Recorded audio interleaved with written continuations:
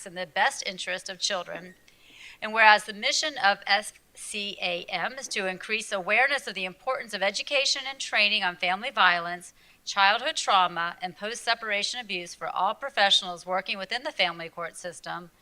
And whereas the FCAM professionals working in the family court system to educate themselves on the empirical data and research currently available, to include the CDC Kaiser Permanent Adverse Childhood Experiences Study, the Saunders Study, the Child Custody Outcomes in Cases in Parental and Alienation and Abuse Allegation Study. This research is critical to making decisions that are truly in the best interest of the children. And whereas the FCAM is fueled by the desire for positive change within the family court system while honoring Grayson Kessler and the 800 other children who have been murdered by separating or divorcing parents since 2008. Now, therefore, we, the City Commissioners of the City of Fort Lauderdale, Florida, do hereby proclaim the month of November 2021 as Family Court Awareness Month in the City of Fort Lauderdale, and we commend this group for raising awareness about child safety and family court proceedings in Fort Lauderdale. Dated today and signed by your mayor, Dean Transellis. Yes, thank you. Thank you for joining us. Would you say a few words? Hi, good evening. My name is Ashley Chennai Sierra. I'm a volunteer with the Family Court Awareness Month Committee. 5 months after I started my own custody battle, a little boy named Grayson, about the same age of my daughter, was killed by his own father. This is a nightmare that most people will never have in their lifetime, but it's a reality that Ali survives daily. It is a nightmare that any survivor of domestic violence has when they're lying awake at night and their children are not in their custody. The nightmare is a fear for their children's safety. I had full faith going into the family court system that it was designed to act fiercely to protect a child. But the thousands of children who are currently at risk due to being court-ordered unsupervised visitation with an abusive parent in the United States tells a much bleaker story. Parental rights, unfortunately, trump child safety at this moment. The family court system has become a platform and a tool of abusers to seek continuous power and control. Attempting to leave the abusive relationship for a survivor becomes a catalyst for the abuser to use the family court system in what is known as post-separation abuse. The abuse that takes place has lasting effects on our children well into adulthood. Some of the biggest factors of post-separation abuse includes financial abuse, which in the court system can mean withholding child support and vexatious litigation, finding ways to deplete a survivor. Legal abuse comes in the form of making false allegations, disregarding court orders, and seeking a change in custody as a means to punish the other parent. Many use their parental responsibility to deny necessary medical and therapeutic health care that the children are in need of. Most often, this is in spite of the other parent. The safeguards, and I use that term loosely, currently in place are largely ignored. And when faced with controlled communication and boundaries set, abusers know that they will most likely be given chance after chance. And the court does this in good faith that the abuser will rectify their behavior. They will use those chances again and again to violate the survivor and the system in place. Most would be shocked to know that in most states, family court judges preside with zero training in childhood trauma or domestic violence. Many of our judges' hands are tied with outdated laws and are in desperate need of resources to help stop this epidemic. Our goal for Family Court Awareness Month is to open the lines of communication while shining a spotlight on the empirical research and data that's available on all of these topics. This data is currently not being utilized. Our children's lives are literally dependent on the courts becoming educated on these issues. We want to work with the officials in our community to bring awareness and change to the current system so our children are put first. I'm so grateful to the City of Fort Lauderdale today for joining the list of almost 200 cities, counties, and states all over the United States that have proclaimed November as Family Court Awareness Month. Thank you for standing with us to recognize the importance of a court system that prioritizes child safety. I'd like to just introduce Grayson's mom, Ali Kessler, who has been working courageously with legislators for the safety of children in the court system for today and for future generations. Thank you to the City of Fort Lauderdale for having us today and having this proclamation for Family Court Awareness Month, as it is family court is probably the most powerful branch of the judiciary system, as it holds our children's life and well-being in the power of virtual strangers. So we're here to shed some light on family courts and hopefully reform and change, because we all can make a difference. So thank you, and we love you, Grayson.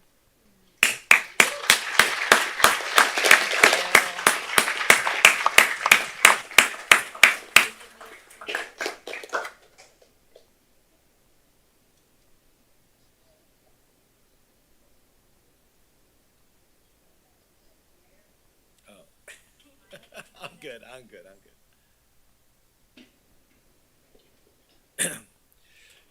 Thank you.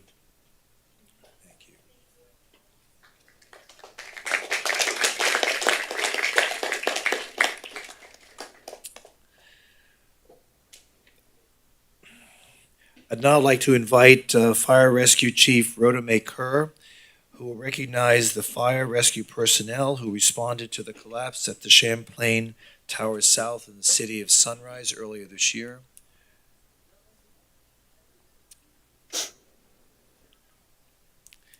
Chief Kerr, the floor is yours. I think she called in those sirens. Right. During proclamations, budget hearings, somehow that fire truck always goes by this building. Good timing, Chief. I plan this every time, you know.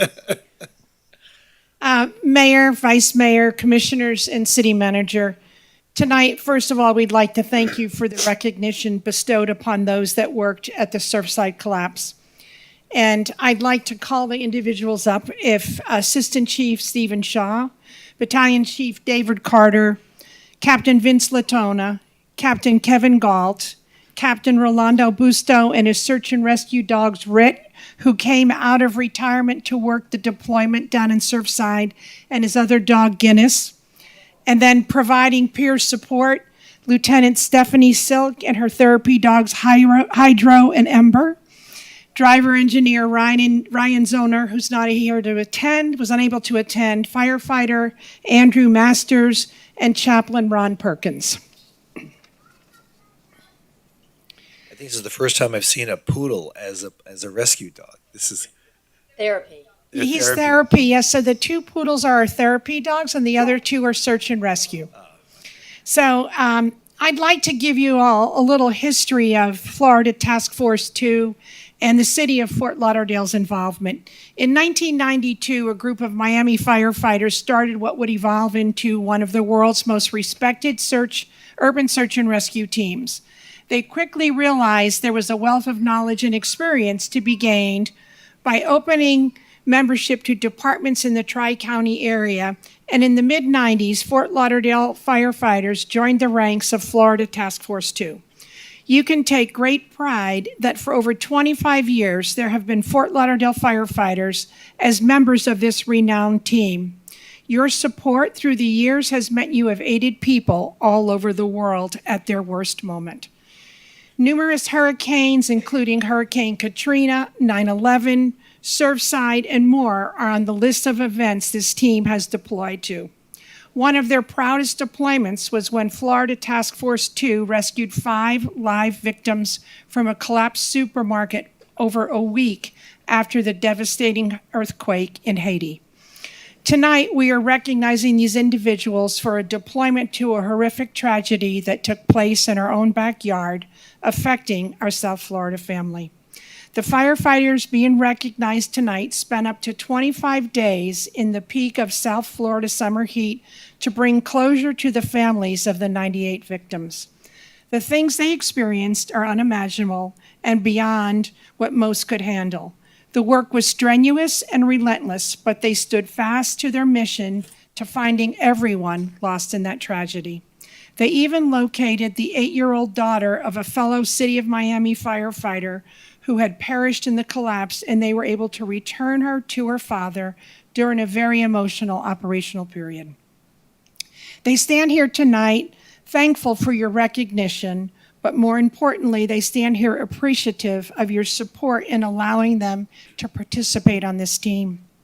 You should always be proud of the men and women who serve the citizens and visitors to the city, and we hope you are equally proud that your support allows members of the fire department to support people all over the world in their time of need.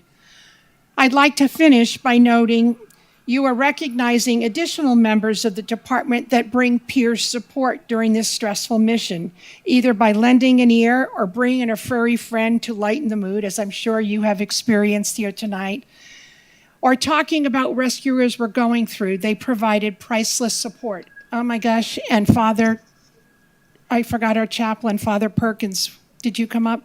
Okay, thank you. I didn't mention your name, I'm sorry. I just realized I didn't do that. And then finally, I can't end without recognizing support that family and friends provide these individuals through their training and their deployments.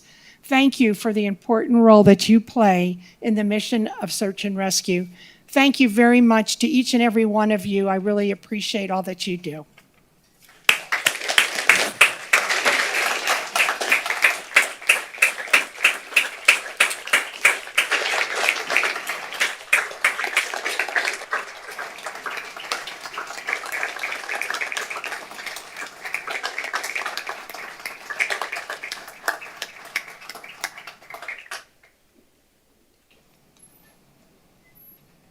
Thank you, folks.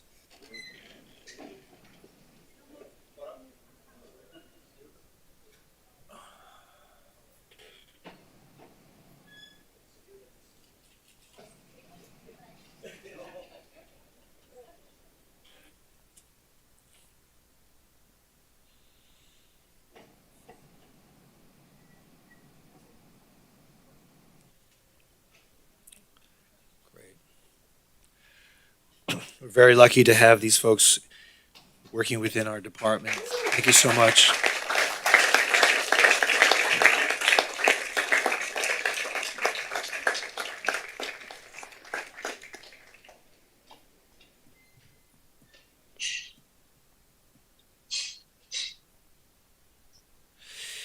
Next, I would like to invite Commissioner Steve Glassman, who's appearing virtually, but who has a proclamation regarding the Diwali Festival of Lights Day in Fort Lauderdale. Commissioner Glassman. Yes, thank you, Mayor. If we could maybe also call up this wonderful family while I read this, I think that would be so wonderful to the well. I invite the Mawani family to come The up. Mawani family. Dais, Deb Mawani, Ramola, Nitin, Anshu, Aaron, Shan, Kyan to join us at the podium for the presentation. Did I leave anybody out? Did I pronounce everybody's name right? Yes. Thank you, Mayor. Pronounce Nitin, is that? Hasn't changed. Nice to see. Thank you. Good evening, Mawani family, and my apologies for not being there in person with you this evening. Good evening. I'm very, very pleased and proud to read this proclamation from the Office of the Mayor in recognition of the Diwali Festival of Lights, November 4th, 2021. Whereas the Hindu American Foundation and over 1 billion celebrants worldwide reverently observe the festival of Diwali, Festival of Lights, symbolizing the victory of Dharma and good over evil. Diwali is one of the most celebrated festivals of great significance to Hindus, Sikhs, Jains, and Buddhists. The United States Congress passed unanimous resolutions since 2007, recognizing the religious and historical significance of Diwali. And whereas Diwali is a festival during which celebrants light small oil lamps known as diyas, place them around their home, and pray for knowledge, peace, and universal well-being. The shared Indian holiday of Diwali signifies a special time of peace and serenity, with the hope of building bridges of understanding and tearing down barriers of intolerance. And whereas this year Diwali falls on November 4th, in accordance with the lunar calendar, and brings together families, friends, and communities in the United States and around the world in goodwill, peace, and a shared sense of renewal. And whereas celebrants renew their commitment to upholding values of truth, non-harming, and restraint through their thoughts, words, and deeds. Diwali is a time for dana, charitable giving, and seva, selfless service, by bringing light in the form of wisdom, knowledge, nourishment, and shelter to alleviate tangible forms of suffering, such as hunger, disease, and poverty. And whereas Diwali is celebrated by many Hindus as a day of thanksgiving for the homecoming of Lord Rama and the beginning of the new year, and whereas for Sikhs, Diwali is celebrated as the day the sixth founding Sikh Guru or Reverend Teacher Guru Hargobind was released from captivity by the Mughal Emperor Jahangir. And whereas for Jains, Diwali marks the anniversary of the attainment of moksha, liberation, by Mahavira, the last of the this is going to be a good one. The last of the Tirthankaras, the great teachers of Jain Dharma, at the end of his life in 527 BC. And whereas for Buddhists, especially newer Buddhists, Diwali is commemorated as Ashok Vijayadashami, the day the great Emperor Ashoka embraced Buddhism as his faith. And whereas we recognize the religious and historical significance of Diwali and its message of tolerance, compassion, and the victory of good over evil, which resonates with the American spirit. Now, therefore, we as city commissioners of the city of Fort Lauderdale, Florida, do hereby proclaim November 4th, 2021 as Diwali Festival of Lights Day in the city of Fort Lauderdale, and we proudly express our deepest respect for Indian Americans and South Asian Americans here in Fort Lauderdale and throughout the world, and recognize the contributions of Hindu, Sikhs, Jains, and Buddhists active in all aspects of our vibrant economy and civic society, and signed by our mayor, the Honorable Dean J. Trentalis.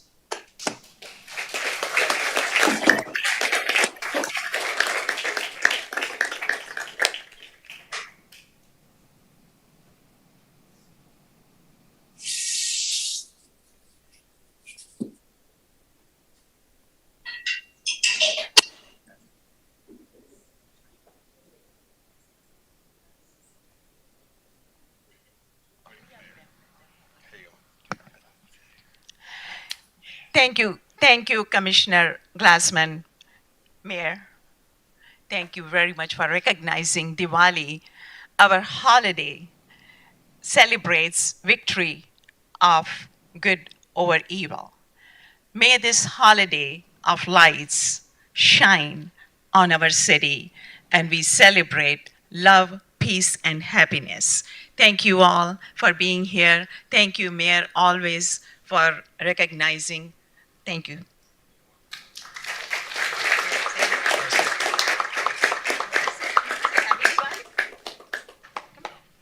want to say a few words? Are you the spokesperson for the family? Happy Diwali.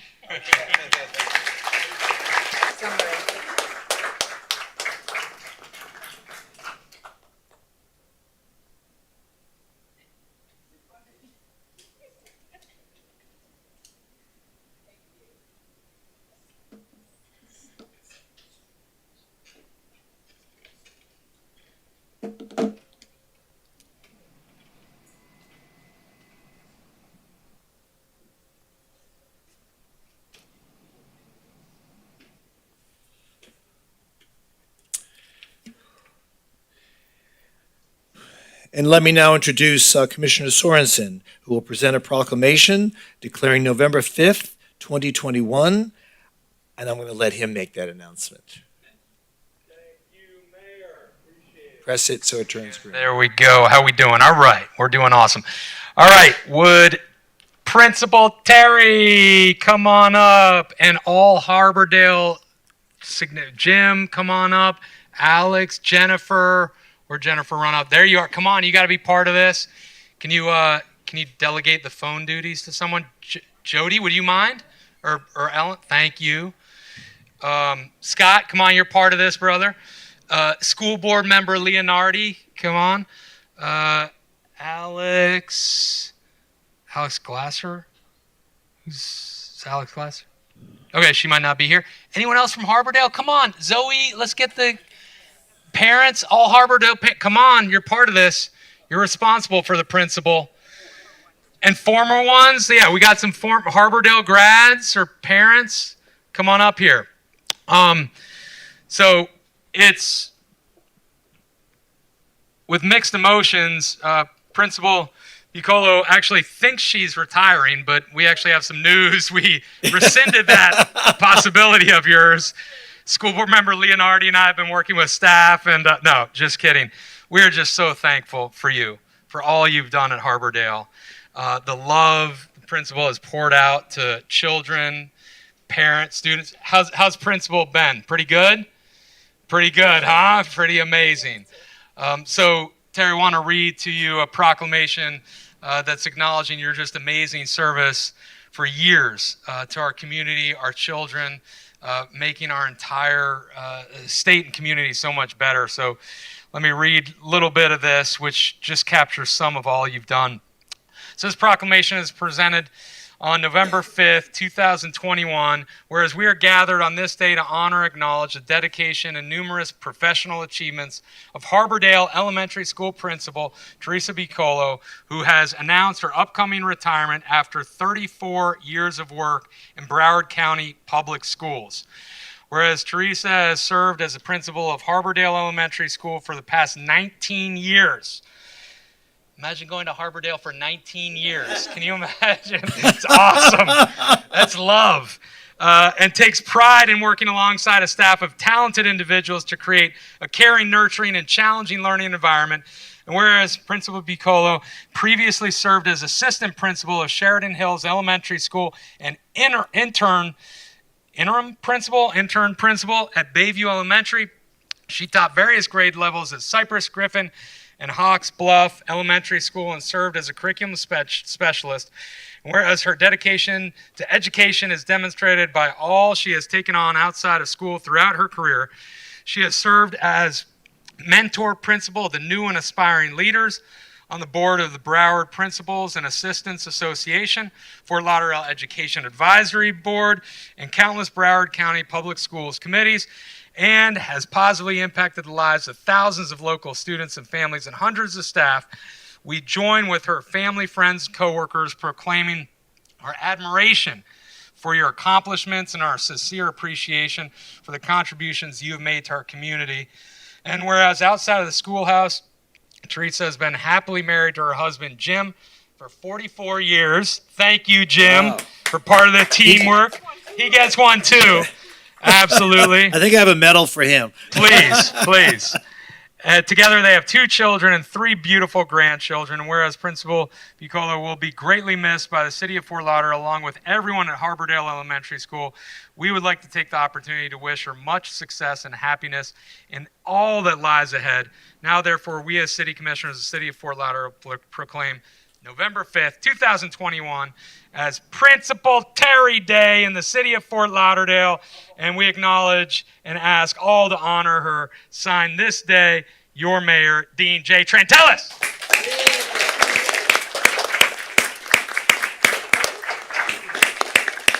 And Terry, we'd love to hear from you, so here's a microphone. I'll see if I can say something today. This was a complete surprise. I did not know about it. Everybody kept it a secret. Thank you. I thank the mayor. I certainly thank Ben here for all of his. It's just, I am totally overwhelmed. I did not expect this at all in my entire life. Never. 34 years in Broward County Schools. I've had the privilege to be able to serve students and families and teachers and professionals, and just it's been the biggest honor of my entire life.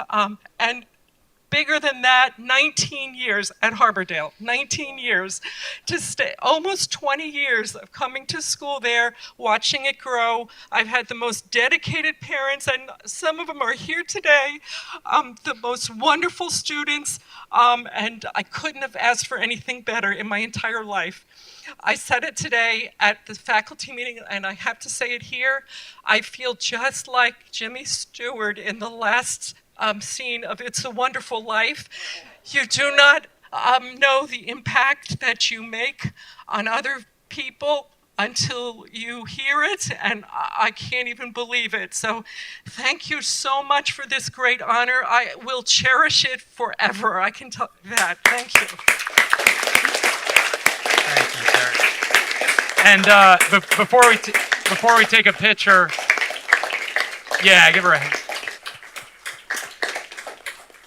And before we take a picture, I just want to acknowledge Christina Curry has helped make this possible, helping coordinate this. And I just want to especially thank Zoe Saunders, our Chief Education Officer in the city, who does amazing work with our public schools and private schools, and school board member Leonardi, who's bringing a new one into the world, and she is doing awesome. And thank you for supporting and representing our city, school board member. And this is the upcoming and incoming new principal, Jennifer at Harbordale, and you are just going to do awesome, and we're here to support you, just as we tried our best to support Terry. You do, yeah. And I did forget to say, Mrs. Cash and Jennifer has been with me for 17 of those 19 years. So we just congratulate her and know she will do a fabulous job. And I'm coming back 19 years from now to get you get yours, huh? Deal. All right, picture time.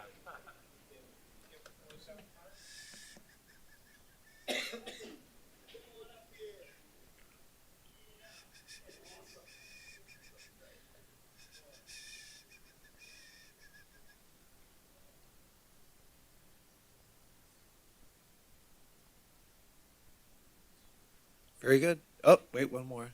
One more.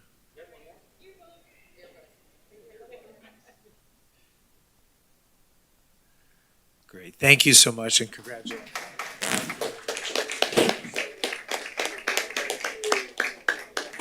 Now you have her.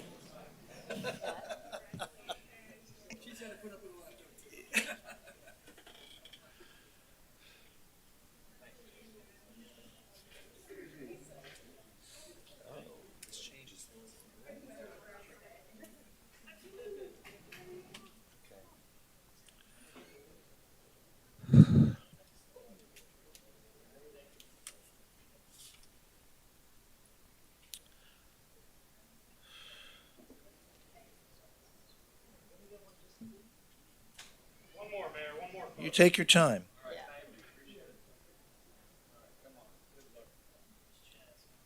Oh, that's so cute.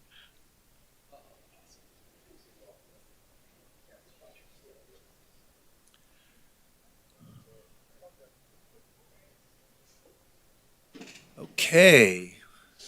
See, we lost half our audience, Commissioner. But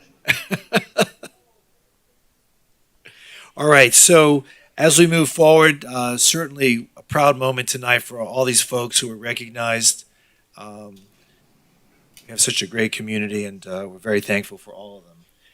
So moving forward, what happens is that we now have what are called consent agenda items. And those folks who are here on the consent agenda, they will be voted on all at once, except if there is an individual who has stepped forward who has to speak on one of those consent agenda items.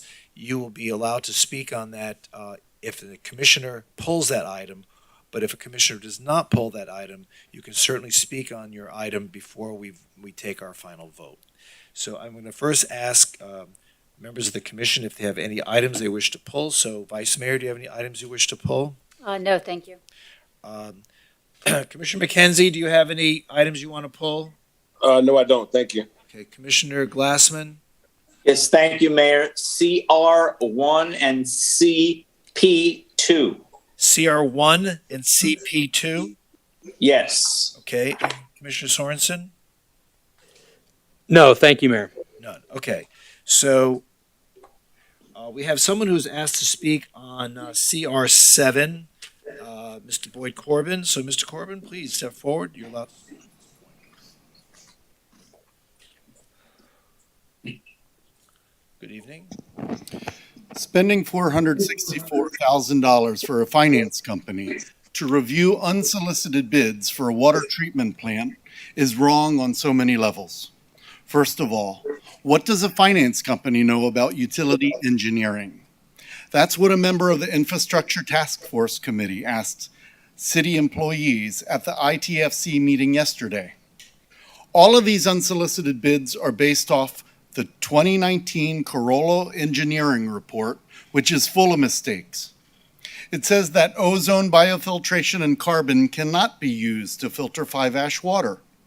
The 2021 Reese Engineering pilot study says that using ozone, biofiltration, and carbon is the best and cheapest way to filter 90% of the color and dirt from 5-ash water.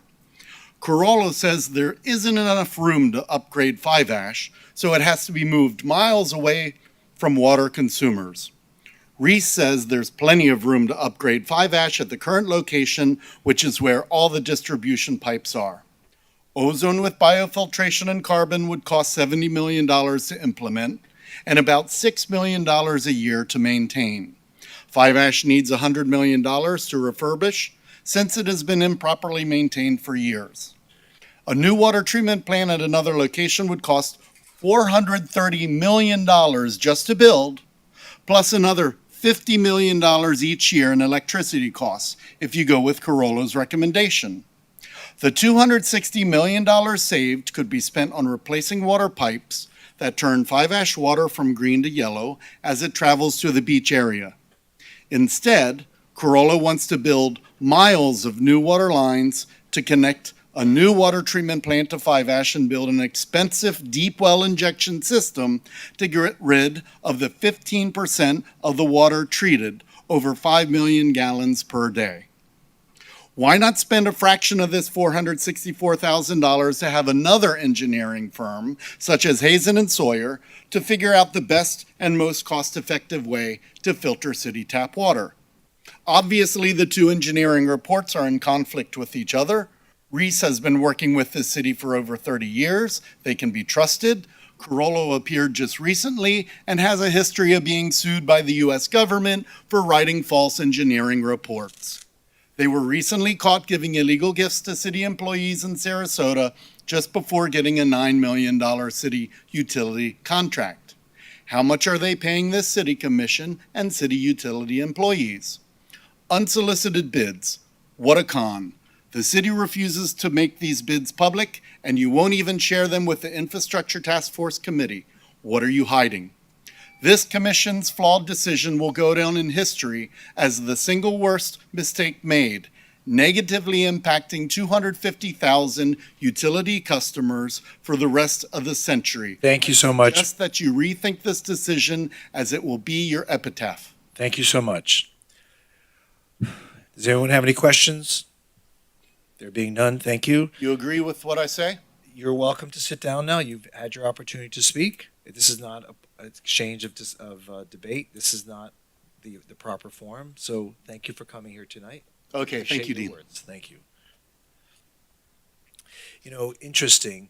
I'm doing some work at my house, and one of the contractors broke the water pipe leading from the street to my house. So we're replacing the water pipe, and my yellow water is suddenly clear water. So perhaps just a simple transmission pipe from someone's own property could be part of the problem. What's that? So anyway, so now we have CR1, Commissioner Glassman. Yes, thank you, Mayor. I just wanted to mention, Chris, when I looked at some of these maps, can you tell me if any of this work is going to happen sort of on the commercial boulevard side? In other words, when you're driving up and down Commercial Boulevard, east and west, or any of that? And I ask that because we need to do something, until the commission decides what it's doing with that entire site. I think that aesthetically, when you drive up and down Commercial Boulevard, it should look nice. So if we're going to be doing some work here, Don't only give work papers to the clerk. We don't accept papers up here on the dais. Thank you. I'm sorry, Commissioner. Go ahead. no problem.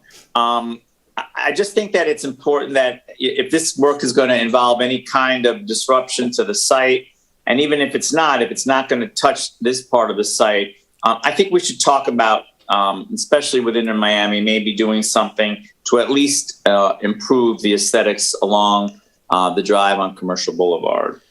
Commissioner, my understanding of this item is this is work that was already done as it relates to the construction of the facility, and this is just the granting of easements for future work on utilities already installed. I'd have to turn to Mr. Fajardo if it is something different than that.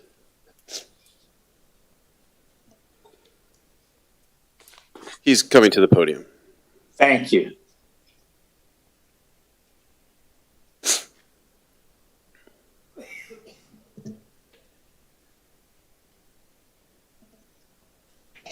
We're talking about the FPL easements for Lockhart? Correct. They're already completed. So this is Okay, so this is I'm what sorry, go ahead. that we're just granting easements to if they need future work. Okay, so the work is already done. Well, maybe we can still at some point discuss just improving at least along that major artery. I just think that it looks like it just needs some help. And I don't know how long it's going to be before we do anything, but I just think the site deserves to look nicer as a drive-bys on east to west on Commercial. Just my thought. Understood. Thank you. Thank you for sharing your thoughts. CP2, Commissioner? Do we need to do we need to vote on that though? I can move it. It doesn't sound like it's a matter of dispute, so we'll just vote all at once on all the items. Oh, okay. So we don't have to move the item? Okay. You don't have to move the item. Just go ahead with CP2, Okay. all right? Yes, thank you. Okay, CP2. Motion terminating for cause the agreement with Yes, Grassroots complete. thank you. So I noticed, Chris, is a huge difference in the bids that we did receive. So my only concern is like what happened here with this company. After just a few short months, they said, oh, we can't do it for this amount. But this is the same amount that they said they couldn't do it for. So I'm just a little bit apprehensive about it. Can you maybe just talk about it a little bit? Do you feel confident being that, if you look at the other bids, there's just, this is the 38,940 and it goes all the way to 81,000.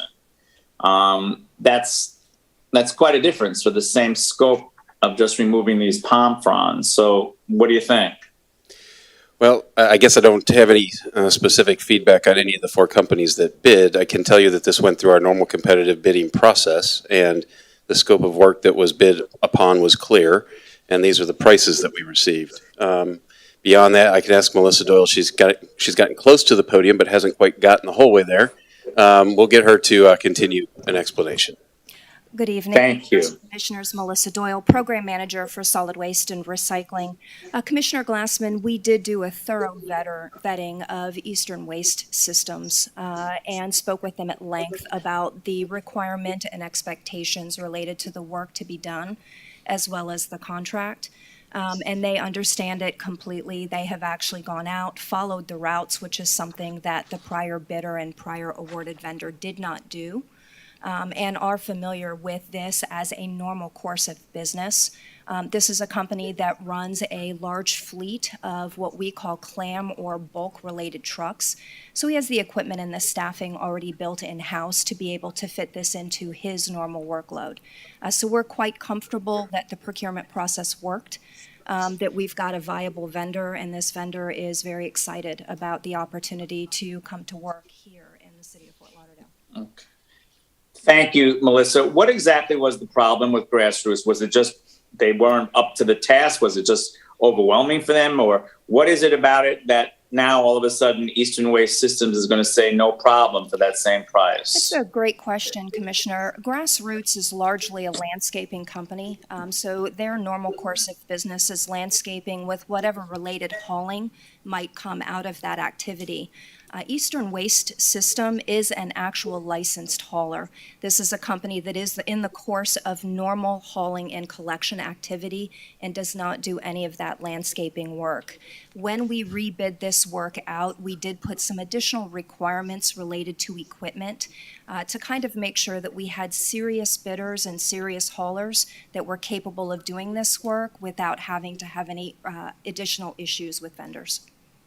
Okay, great. Thank you. That's very helpful. I really appreciate it. Thank you. I'm okay, Mayor. Thank you very much. Okay, does anyone have any questions regarding this CP2? Anybody else wish to speak on this item? Okay, do I hear a motion to approve all consent agenda items? Moved. Second. It's been moved and seconded. Please call the roll. Commissioner Sorensen? Yes. Vice Mayor Moritas? Yes. Commissioner Glassman? Yes. Commissioner McKenzie? Yes. Mayor Trentalis? Yes, and all the consent agenda items are now approved. So if you came here for any of these consent agenda items, we welcome you to stay for the rest of the meeting, but your item has now been approved. So thank you very much for being here tonight. You're not hurting my feelings. It's okay.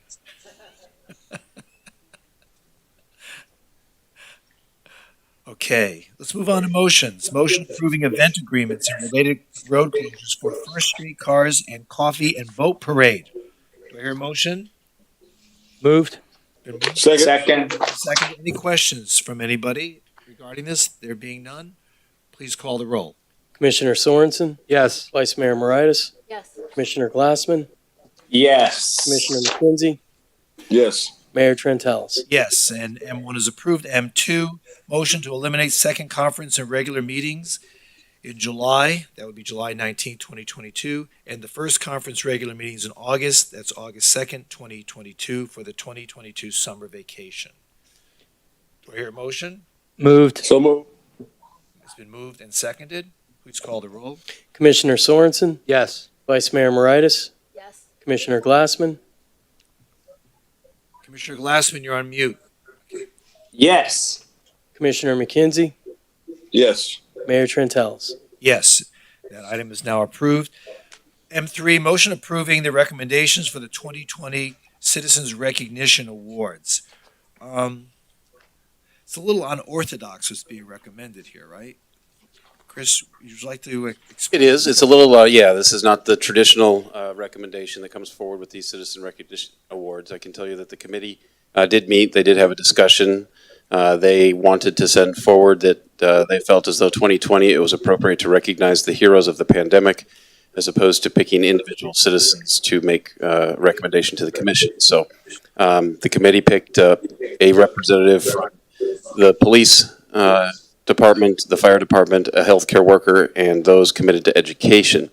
They suggested that we just pick somebody to accept that award on behalf of those collective groups, those larger groups, and not individually recognize anybody in 2020. And so that's the recommendation coming forward to you.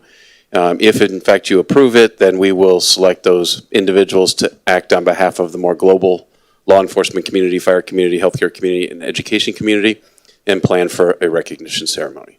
So on the wall over here, what do we have, like a team photo or something? I mean, how are we going to commemorate this? You're asking some of the same questions that I've come up with. How do you pick the right person? And in fact, are all the groups that should be represented? Because, there's categories beyond those that truly brought us through the pandemic to where we are today. And I don't want to be exclusive of them to the benefit of four groups that obviously were very important, but I don't think are completely inclusive of all that got us through 2020. So yeah, it's a bit of a unique recommendation. I think we can figure it out. If you all think that it's okay to have just these categories, we'll figure out the pictures and the award recipients and all that. We can work through that.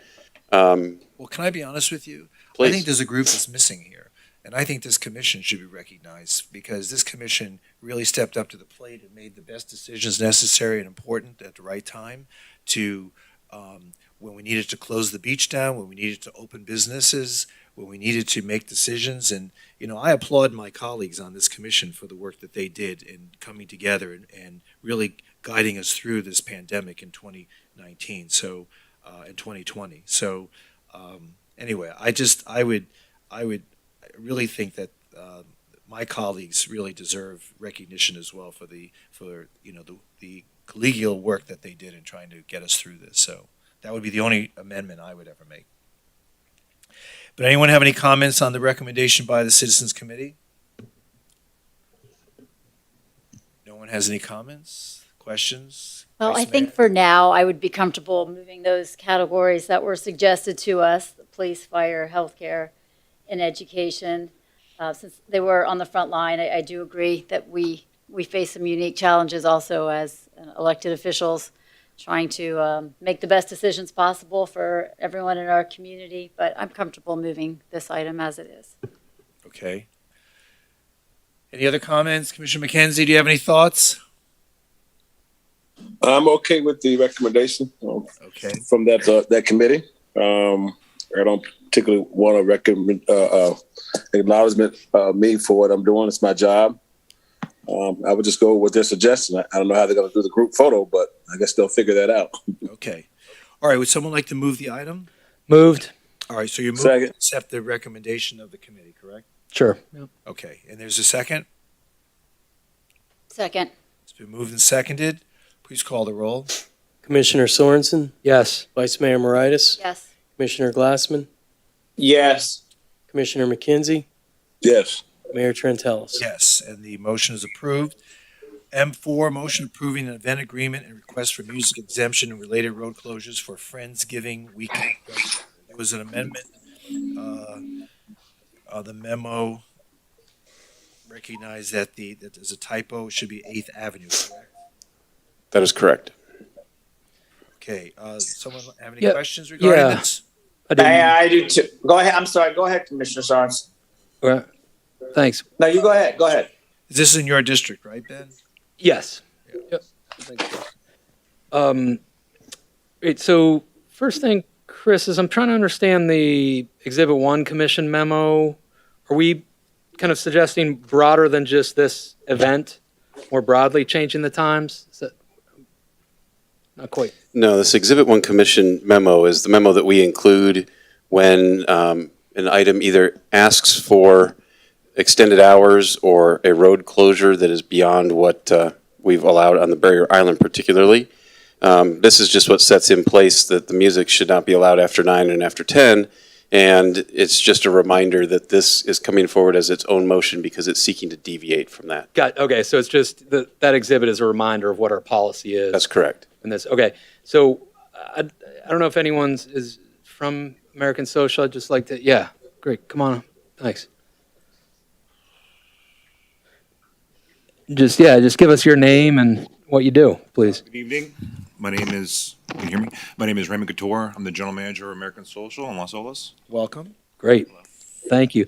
So you're asking to go beyond what we normally kind of approve. Let's walk us through why or what you think is going to be happening for the music. Yeah. For music? Yeah. Yeah, so during peak hours, we're going to do a DJ out there from, what we've done in the past is from 8 p.m. till midnight, which is peak hours for the holiday weekend. That's where we get most of our volume for.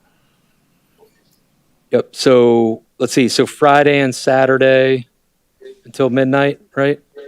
Yeah, Friday and Saturday would be midnight, and then Sunday would be 10 p.m. It says 8 a.m. It says 8 a.m.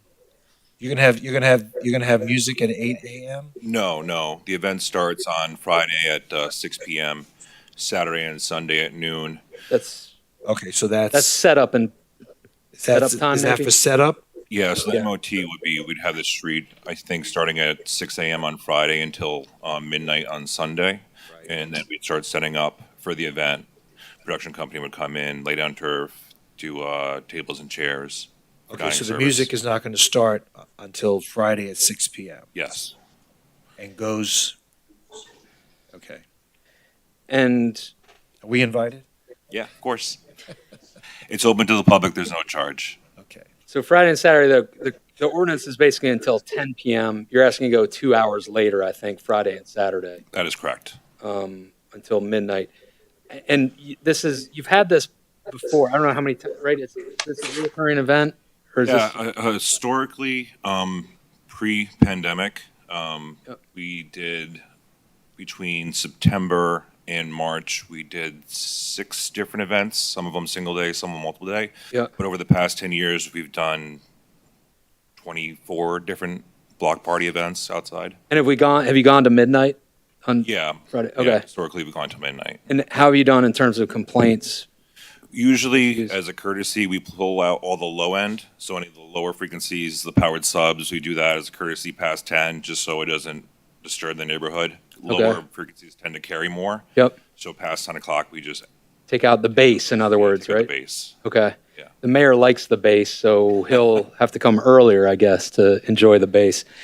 Chris, I think we've done okay in terms of complaints, and so are you aware? Yeah, this one doesn't stand out to me to be one that I've gotten a tremendous amount of complaints, if any. Okay. So if you were to ask me of a specific one right now, I couldn't tell you. Right.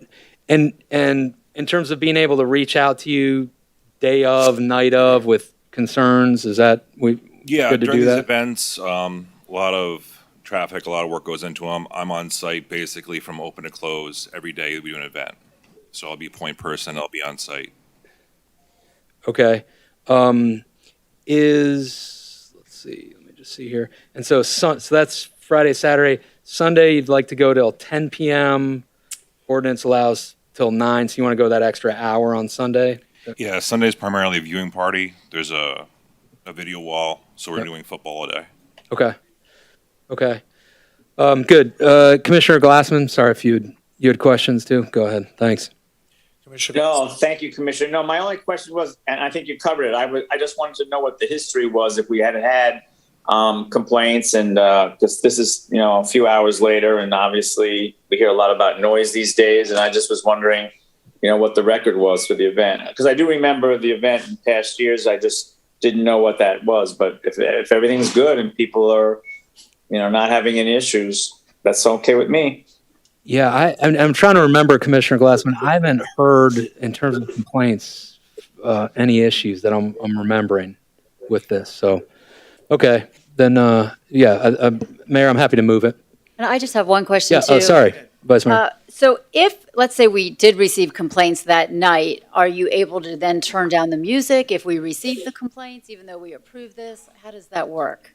Yeah, we have a sound engineer on site, and they're going to monitor decibel levels. We'll be compliant if there's any uproar. Okay, so you multiple can complaints coming in. modify during the event if needed. Yeah, all in real time. And then do we get this information, let's say there were complaints this year, do we get that information when we go to reconsider this next year? Or does it even come to us? I guess Sarah, or who approves this first before it comes to us? Would it be Sarah? It comes through our special event Come process. through- Okay, so do we get that information, like there were numerous complaints that night, before it comes to us again the following year? We tried to highlight it and point it out. Okay, We've so had we- a couple of events that have moved around the city that have been louder than others. And so we would know about that. That would be included in our backup when we go to make the decision the following year. So, yes, like everyone else is saying, I don't recall hearing any complaints either, but just as long as we know about it, if there are some for the night of and next year too. So, Okay. thank you. And further questions? Is Paul Greenberg still there? Yes, he is. Okay, he's still rock. Okay, great. Yeah, he's local. Okay, perfect. That's what I thought. I just want to make sure so I can reach out. So Great, Mayor. Commissioner- Thank you. I'll Sorensen has moved move it. it. Do I hear a second? Second? It's been moved and seconded. Please call the roll. Commissioner Sorensen, Yes. Vice Mayor Moritas, Yes. Commissioner Glassman, Yes. Commissioner McKenzie, Yes. Mayor Trentalis. Yes, and M4 is approved. Now, M5 is next, but we have quite a few people who've signed up to speak, and I'm going to take it a little out of order, if you don't mind. We've got a couple of folks who want to do some neighborhood presentations, and the rest is just very quick. So I'm going to hold on. Does that make sense for everybody to wait, do M5 last, and then we'll invite the neighborhood presentations right now, if we could. Is Carlene Cadet-Francois here? Carlene Cadet-Francois? No? And not online. Not online either. Okay. Ryan Crowley? Mr. Crowley is virtual. Virtual, okay. Mr. Crowley, can you hear us? I can hear you. Can you guys hear me? We certainly can. Good evening. How are you? Great. So thanks for having me. You have 3 minutes. Are you able to see me? No, we can't, but we can hear you. Okay. Well, yeah. Thanks for having me. I understand I have a couple minutes to talk about my topic. So I'll start by saying, life is full of minor annoyances and inconveniences, and I'd like to mention one of mine today, because if I don't, then who will? This is an outlandish inconvenience, but is seldom mentioned as such. Drawbridges. The first drawbridges are believed to be ones that served as entrances to medieval castles surrounded by moats. These were a wonderful idea with little downside at the time. It is the modern movable bridge, like the ones all around our city of Fort Lauderdale, that have become a societal scourge. I'm talking about what is usually called a drawbridge, a section of roadway or railway that lifts in the middle from one or both sides to allow big ships and tall boats to pass by. The vexing issue is that governments and cities that are in charge of the transportation grid evidently see no problem whatsoever in inconveniently delaying hundreds of motorists so that Lord Farquaad can put her by in a yacht paid for by lottery winnings or unearned inheritance. More and more of the haves flaunt their wealth on the Fort Lauderdale waterways while bridge technology leaps to accommodate them.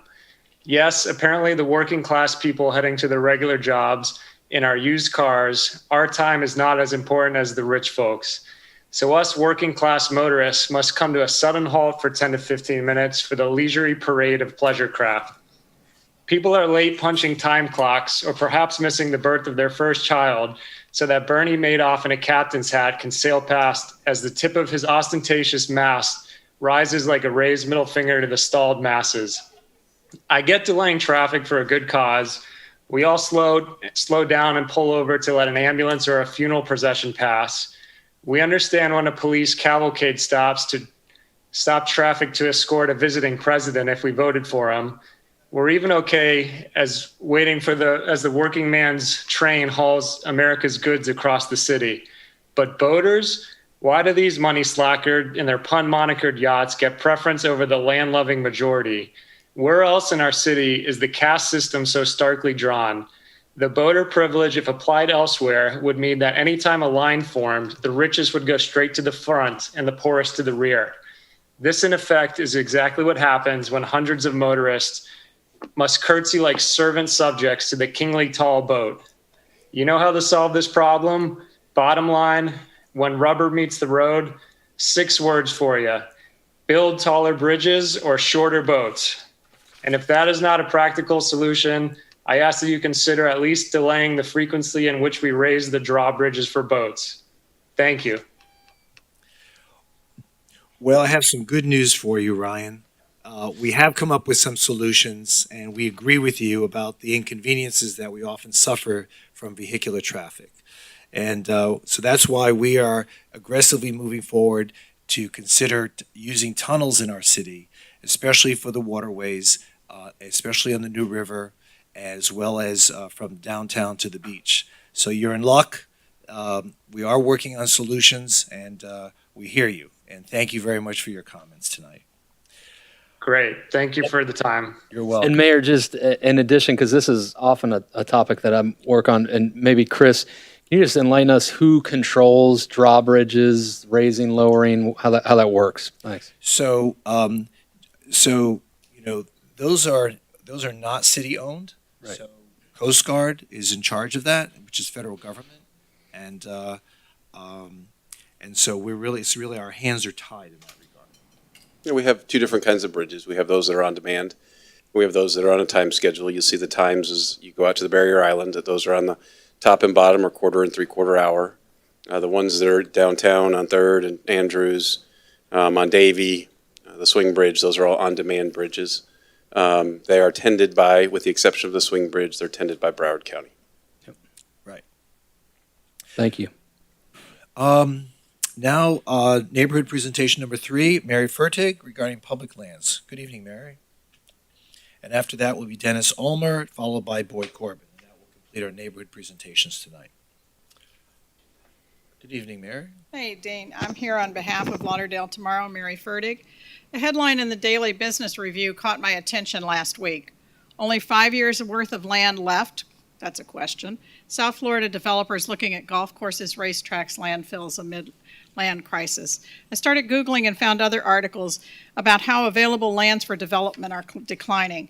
It makes sense when you think about it. Bounded by the ocean and the Everglades, I've watched the farms disappear in my lifetime as Broward County became built out. A January 2020 Sun Sentinel article explained, and I quote, farmland in Broward is fewer than 4,500 acres. In 1980, it was 47,000 acres. In 1950, it was 130,000 acres. Thinking about the land available for development declining, I started to think about how many initiatives to lease or license public lands in Fort Lauderdale have come forward in recent years. In the past few months, there's been much discussion in these chambers and in the community about P3 proposals. As I said last month, not all are bad, not all are good. But as we witness disappearing public lands, we need to be especially protective of the public lands we own. Last month, I came forward on behalf of Lauderdale Tomorrow to request that the city draft an ordinance for P3 projects. This is not a novel idea. Not only have other cities done it, but our very own city attorney addressed it on September 21st at 7:05 p.m. stating, and I'm turning the page here, sorry, I'm going to quote you too. You can always pass an ordinance that dictates a particular process beyond what is required in the P3 statute. Some cities have done it. He also shared that he first broached the subject 2.5 to 3 years ago, and of particular note he stated, and this is a quote, increasingly we just did a national search for counsel of the joint governmental process in conjunction with the county attorney. Most attorneys we spoke to across the nation agreed that our P3 statute, although it is not the worst, is very poorly written. So certainly you can always improve on that and pass your own ordinance. County Commissioner Beam Fur recently wrote an opinion piece in the Sun Sentinel which began, if you've lived in South Florida for a while, you probably have a favorite spot or two. There's probably a good chance that this site is publicly owned land, a park, maybe on a community center. It's a natural to want to be protective of that place, which is why we get more than annoyed when someone comes in out of the blue with a proposal to develop one of these places on their purposes. And he ended with this statement, public-private partnerships have their place. There are numerous examples where this has expedited projects that are in the public interest. The best of these accomplished their due diligence on the front end. However, the unsolicited bid can be very unproblematic. It's important for the government bodies to protect the process, as messy as it may be, to ensure that not only the public is heard, but that the right project is built in the right place. Tonight, I again request the City of Fort Lauderdale implement through an ordinance a process which ensures due diligence and incorporates such things as a needs assessment, property appraisal, financial assessment, risk assessment, value to money assessment, and a business plan. Thank you. Thank you, Mary. Neighborhood presentation. Mayor, I have some questions about that. Sorry. Thank you, doing? Mary, for coming and speaking about that. I do agree with you that I think we can do better in our city with some sort of ordinance to protect the city and the residents, and just to get more neighbor input for our unsolicited projects, unsolicited proposals that come our way. You know, we followed Miami numerous times, whether it was the 40-year inspection or, you know, even the COVID regulations that, you know, we followed Miami recently this past year. So I know Miami does have a P3 ordinance. Is that something this commission would want to consider, would want to explore more, would want to set some additional criteria so when we do receive an unsolicited proposal, we can vet it a little bit more than what we currently have? Well, I mean, Alan, can you explain to us and to the community what is the vetting process for an unsolicited proposal? Is there not public opportunity to respond to the proposal? There is. I mean, we follow 255.065, which is our P3 statute, both solicited and unsolicited. There's no particular process that demands, obviously, before you approve anything, whether it be an interim agreement, a comprehensive agreement, there has to be, obviously, it has to be done in the public, right? Right. So you do have your meeting, you have your ability for citizens to have input.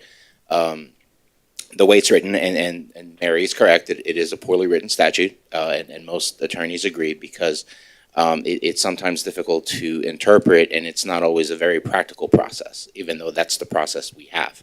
So, for example, although it's sunsetted on October 1st, the shade aspect of it makes it difficult to go out into the community when you first receive an unsolicited proposal to vet it and talk and so on and so forth. So there is no statutory requirement that you have public meetings in regards to community input or anything of that sort. That's really up to you, and you decide that as you proceed forward with discussing and vetting it. But your hands have been tied, admittedly, throughout the last few years, because the statute did demand that those conversations occur, those conversations were exempt from public disclosure. So you're in a tough spot because you receive these proposals, you want to discuss them, but for competitive reasons you can't. And so you've been in difficult positions. So yes, there is a vetting process. There's particular, I don't have the statute in front of me, but there's particular aspects that we have to review the financials, and it also depends on the P3.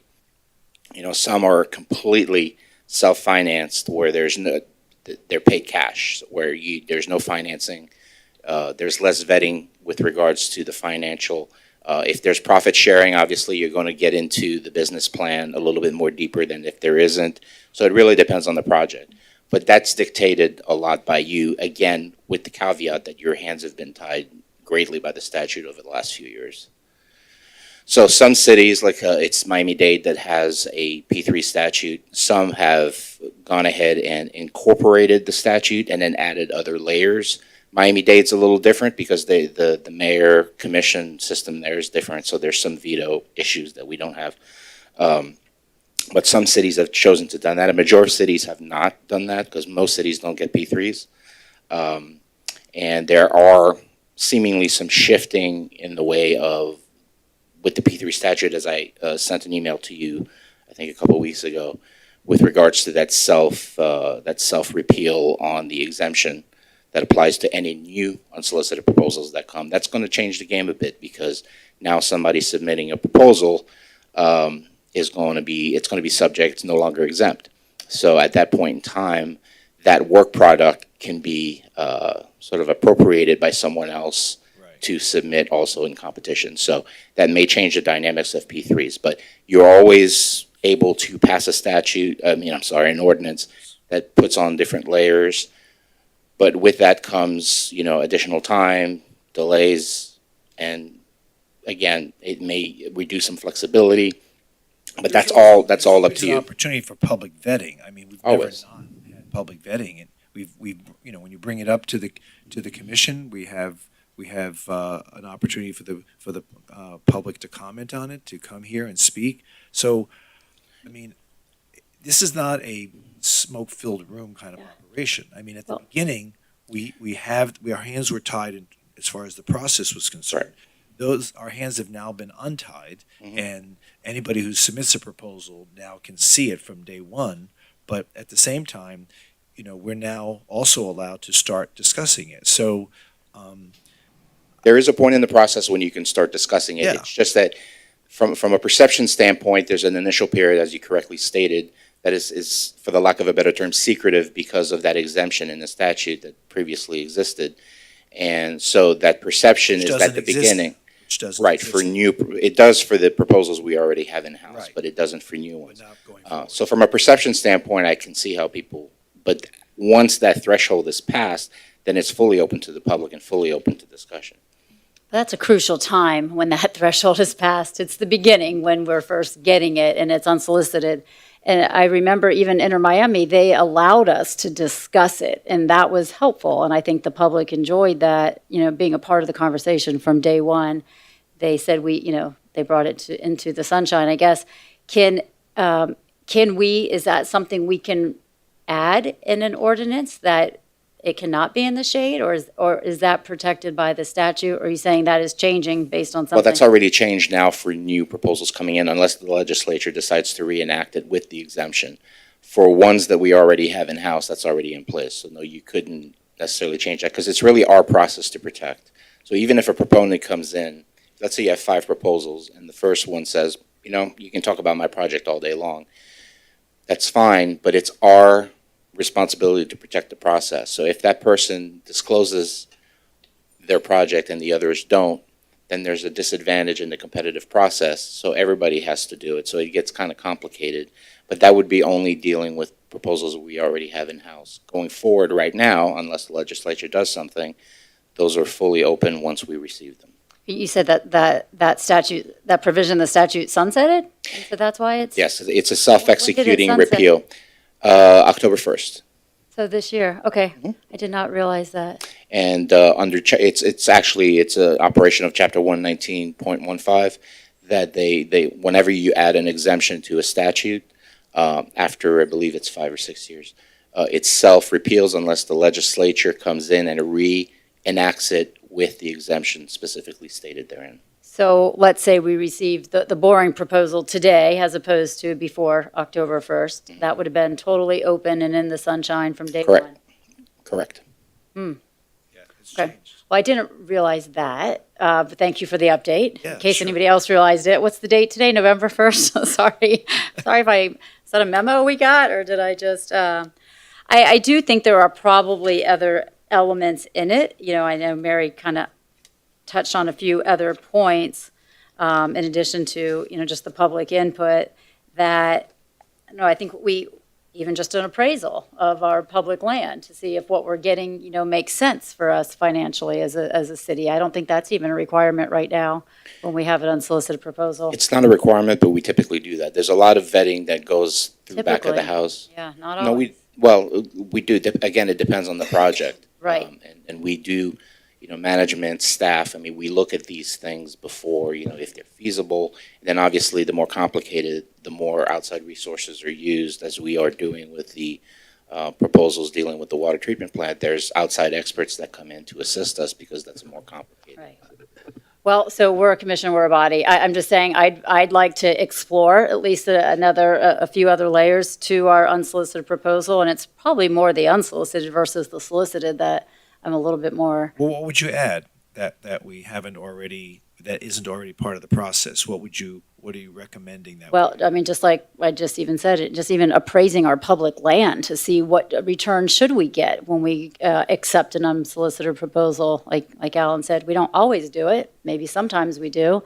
I just think there are elements in the Miami, you know, ordinance that we could and should explore and evaluate to see if it makes sense to bring those. So as much as I'd love to interpret everything in that ordinance and bring you a full proposal tonight, Okay. I just think we should consider it, Yeah, should look I at it, maybe think- direct staff to look into it, see what elements, you know, may work for our city as we're exploring whether it's solicited or unsolicited.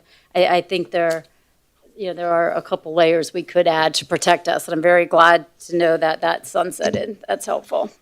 So why don't you bring it up at a conference meeting, what your recommendations are, and then we can consider it, talk with Alan ahead of time, and, you know, anything that's going to improve the process, obviously, we're all in Sure. favor.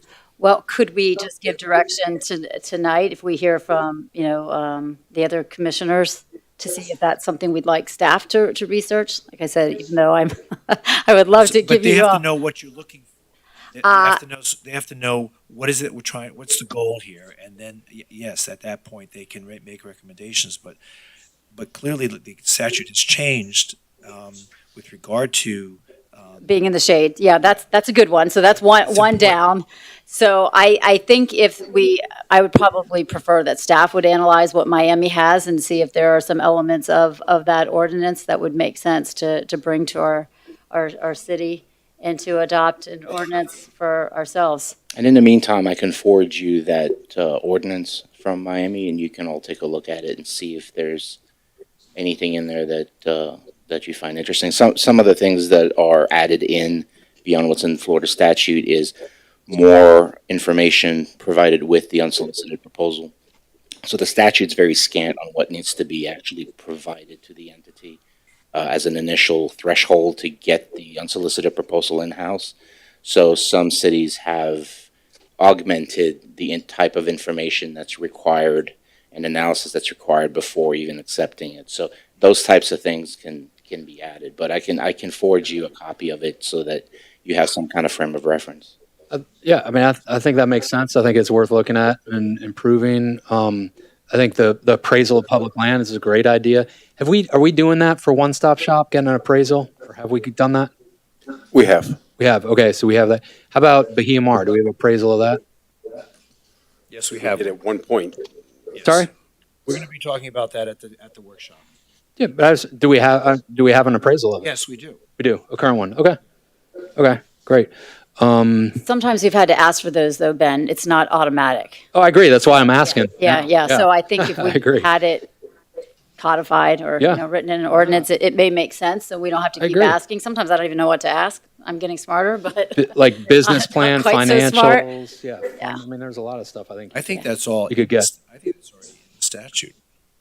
like we said, the statute. To some extent, yes, but again, again, when you get into a project that maybe it's project driven. Some projects will automatically demand that, others don't. So the statute is is written to provide a lot of flexibility. So it's not as rigid as something you may enact here locally. Great. So what direction, Vice Mayor, are you asking specifically? Well, I think someone with a little bit more legal expertise than me could, or maybe whatever department of our staff could look at that ordinance and see if there are some best practices from it that we could adopt ourselves and possibly discuss as a commission, if you all agree. But I would need some. Well, I don't know what I don't know yet, so. I can recommend, we'll look at some cities that have some robust ones, the cities that typically get P3s, larger cities. And then we can come back and I can sort of report to you or send them to you, but report to you sort of some of the things that are typically used to You could create like a simple chart, we do this, others do this. charts are challenging, but sure, no. Yeah, no, we'll bring something back to you to sort of give you some idea since, again, this is sort of a first-time issue. Give you some idea of what other cities do to augment the statute. Okay. Mayor? Yes. Yes, just a question for Alan. Alan, is it possible also when you do that and you give us that information that you maybe even opine as to what you think works and what doesn't work? And are there any preemption issues here? Are we allowed to basically do whatever it is that we want to do? Or are we going to be preempted by the state as we are with so many other issues if we just enact an ordinance that they say that's not good? Currently, there is no preemption, and the statute is written in a way to allow local governments to add layers if it wants to, and not necessarily prohibitive layers, but any sort. It's very open-ended in the sense that if the local government wants more information or requests something different than the statute requires, it permits you to do that. So currently, there is no preemption. Okay, thank you. Oh, good to know. All right. All right, thank you. Thank you. Dennis Ulmer. Good evening, Dennis. Good evening, Mayor, Vice Mayor, Commissioners. I'm Dennis Ulmer, and I'm speaking to you tonight about honoring our veterans. November 11th is Veterans Day. This holiday started as a day to reflect upon the heroism of those who died in our country's service and was originally called Armistice Day. It fell on November 11th because that is the anniversary of the signing of the armistice that ended World War I. However, in 1954, the holiday was changed to Veterans Day in order to account for all veterans in all wars. This year, there are special ceremonies at Arlington National Cemetery for the Tomb of the Unknown Soldier will celebrate its 100th anniversary on November 11th. The tomb is a national monument to honor those who served and died to defend our nation. On November 9th and 10th, for the first time in history, people can walk on the pathway the honor guards walk who guard the tomb 24/7 and lay a flower at the tomb. The history of the tomb and how the soldiers laid to rest there were selected is quite interesting. You can learn all about the Tomb 100 events on the Arlington National Cemetery Facebook page. A few months ago, America pulled our military forces from Afghanistan, our nation's longest conflict. Some service members and veterans stated They felt their service there was unappreciated, much like the veterans who returned from the Vietnam War. This is one of the reasons I am speaking here this evening. Anyone who served in our nation's military services is a national hero. Such service for our nation has preserved our freedom and defended that of our allies since the founding of our country. As Americans, we owe every person who has ever worn a uniform and fought for our nation our forever gratitude and thanks for your service. Our freedom isn't free. No matter what, each of you will always be our national heroes as the protectors of our liberty and freedom. Your service and sacrifice binds us together as one of the fabrics of our great nation. We honor your service today, tomorrow, and forever. Please don't ever forget that. As Mayor Trantellis mentioned at the Commission conference meeting this afternoon, on Thursday, November 11th, Veterans Day, there will be a ceremony at the Sandy Ninninger statue on Riverwalk at 11 a.m. to honor our veterans. I hope you will attend. In closing, with the Mayor's permission, I would like to ask anyone here this evening who is currently serving or is a veteran of our military services to please stand and let us recognize and honor your service.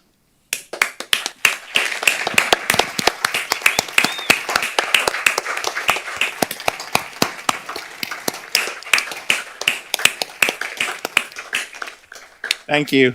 Thank you, Dennis, and thank you, folks. Finally, Boyd Corbin. We already had that. Last month, the city manager, Chris Lagerbloom, told the city commission there are no toxic chemicals in city tap water from Five Ash. None.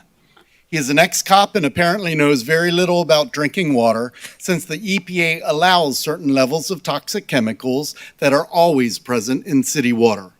I had my green city tap water that comes from Five Ash tested last month during the 3-week free chlorination burn. The results were shocking. EPA-regulated trihalomethanes were 6 times the safe drinking water level. Chloroform tested at 404 parts per billion, which is over 20 times the maximum contaminant level in Minnesota. I called the Florida Department of Health today and was told that 70 parts per billion of chloroform would cause cancer in 1 in 10,000 people. Our level is 404 parts per billion. It also causes liver and kidney damage. Bromodichloromethane is known to cause miscarriages and fetal retardation. Five Ash water tested at 72 parts per billion, which is several times higher than what a pregnant woman or a young child should drink. We can have clean water with very little toxins in a year or two if you just refurbish Five Ash instead of spending several times more to build a new water treatment plant. We don't need to give control of our water bills to some New York City finance company that wants to maximize profits for their investors. It took me 4 months to get a copy of the Reese pilot study report. It should be put on the city website for everyone to see. I already filed complaints with the EPA and Florida Department of Environmental Protection. You're wasting time with this Carollo P3 idea while Five Ash utility customers drink green, yellow, or brown water with too many toxins. Move forward with the Reese Engineering Five Ash solution. Don't wait like you did with their sewer proposals. If you don't agree with what I'm saying, then let's discuss it like civilized people. Either you all don't care about healthy drinking water for utility customers in 8 cities, or someone is paying you to keep quiet.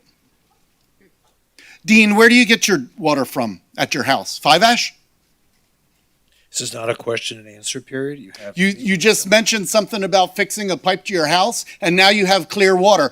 Five Ash never puts out clear water. It's green and it turns yellow as it heads to the beach. Don't spread misinformation about this very important topic. Got it?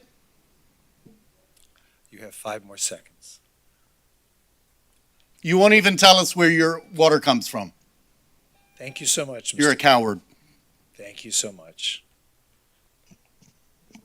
My water comes from the ground. I don't know where it comes from. Wherever the city supplies it.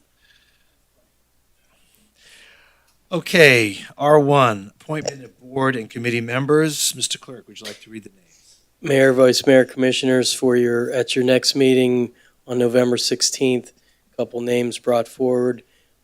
Individual nominations from Commissioner McKenzie, Community Services Board, Pamela Aiken, and Education Advisory Board, Yolanda Francis. For tonight's resolution, Aviation Advisory Board, Mark Volchek, nominated by Commissioner McKenzie. Citizens Committee of Recognition, Michael Albetta, nominated by Commissioner Glassman, and that's a consensus. Citizens Police Review Board, Mark Dickerman, nominated by Commissioner Glassman. Community Appearance Board, Paul Robinson, nominated by Vice Mayor Moritas. Education Advisory Board, April Jeff, nominated by Commissioner McKenzie. Infrastructure Task Force Advisory Committee, James Labrie, nominated by Commissioner Glassman. Invest Fort Lauderdale, Inc. Board of Trustees, Joshua Miller, nominated by Vice Mayor Moritas. Marine Advisory Board, Robin Chiarelli, nominated by Commissioner Glassman. And Public Art and Placement Advisory Board, Phoenix Marks. That's a category professional artist nominated by Commissioner Sorensen. And that rounds it out, Mayor. Okay, are there any more nominations to be made from the floor tonight? There being none, do I hear someone like to introduce the resolution? Introduced. A resolution, the City Commission of the City of Fort Lauderdale, Florida, appointing or nominating, if applicable, board and committee members as set forth in the exhibit attached hereto and made a part hereof. Commissioner Sorensen? Yes. Vice Mayor Moritas? Yes. Commissioner Glassman? Yes. Commissioner McKenzie? Yes. Are you there? I heard him say yes. Heard him? Okay. Mayor Trentels? Yes. And thank you all those who have volunteered to be part of the committee and boards that you have signed up for. We really appreciate the time and effort you devote to making Fort Lauderdale the better city that it is. So, R2, City Attorney Annual Performance Review. This may take 4 or 5 hours. Anyone want to make any comments? I personally feel that we have a great city attorney, and I thank you for all the work that you do on our behalf. What is the amount of increase that we normally associate with these reviews, Chris? Is it 3%? Historically, that's been correct, yes. Yes. Vice Mayor, do you have any thoughts? No, I support giving Alan the increase that he deserves, that we typically give him. I know it's been a difficult year, and thank you for helping us understand all the executive orders and everything that came out, and we appreciate it. And I feel like you have a strong department, and I just appreciate your work. Commissioner McKenzie, do you have any thoughts you would like to add? I'm good. Commissioner Glassman? Yes, I just want to echo all of those comments as well. I just want the city attorney to work a little bit better with the Beach Improvement District. Thank you. You're welcome. Commissioner Sorensen? Yep. Thanks, Mayor. I think, Alan, you're doing an excellent job. Really appreciate your thoroughness and diligence and work to protect the city and the city's residents. So thank you. Yep. Thanks, Mayor. Do you have any comments, Mr. Boileau? Just thank you again. It's my privilege to be your city attorney, and I thank you for your support. And I'd be remiss if I didn't thank my great staff. They're a great group of attorneys and assistants and paralegals that make me look good and really make the city tick. Great, thank you. Okay, would someone like to introduce the resolution and filling in the blank as 3% effective when? When is it effective? That's up to you. Last year, my review was October 13th, but it could be effective today. That's fine. So we'll say as of November 1st.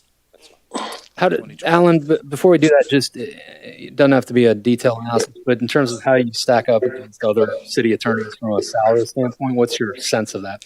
I haven't really done an analysis of it. As I think it's comparable. Go ahead, Alan. I think it is comparable. I can always look, but honestly, I haven't bothered to look. Obviously, some bigger cities, I'm sure, may have a little bit more, but I think I'm in a good place. Okay. All right. Good. Then what could we make that effective November 1st? November 1st, Mayor? Okay, that sounds good. Thank you. Introduced. The resolution is introduced. Please call the roll.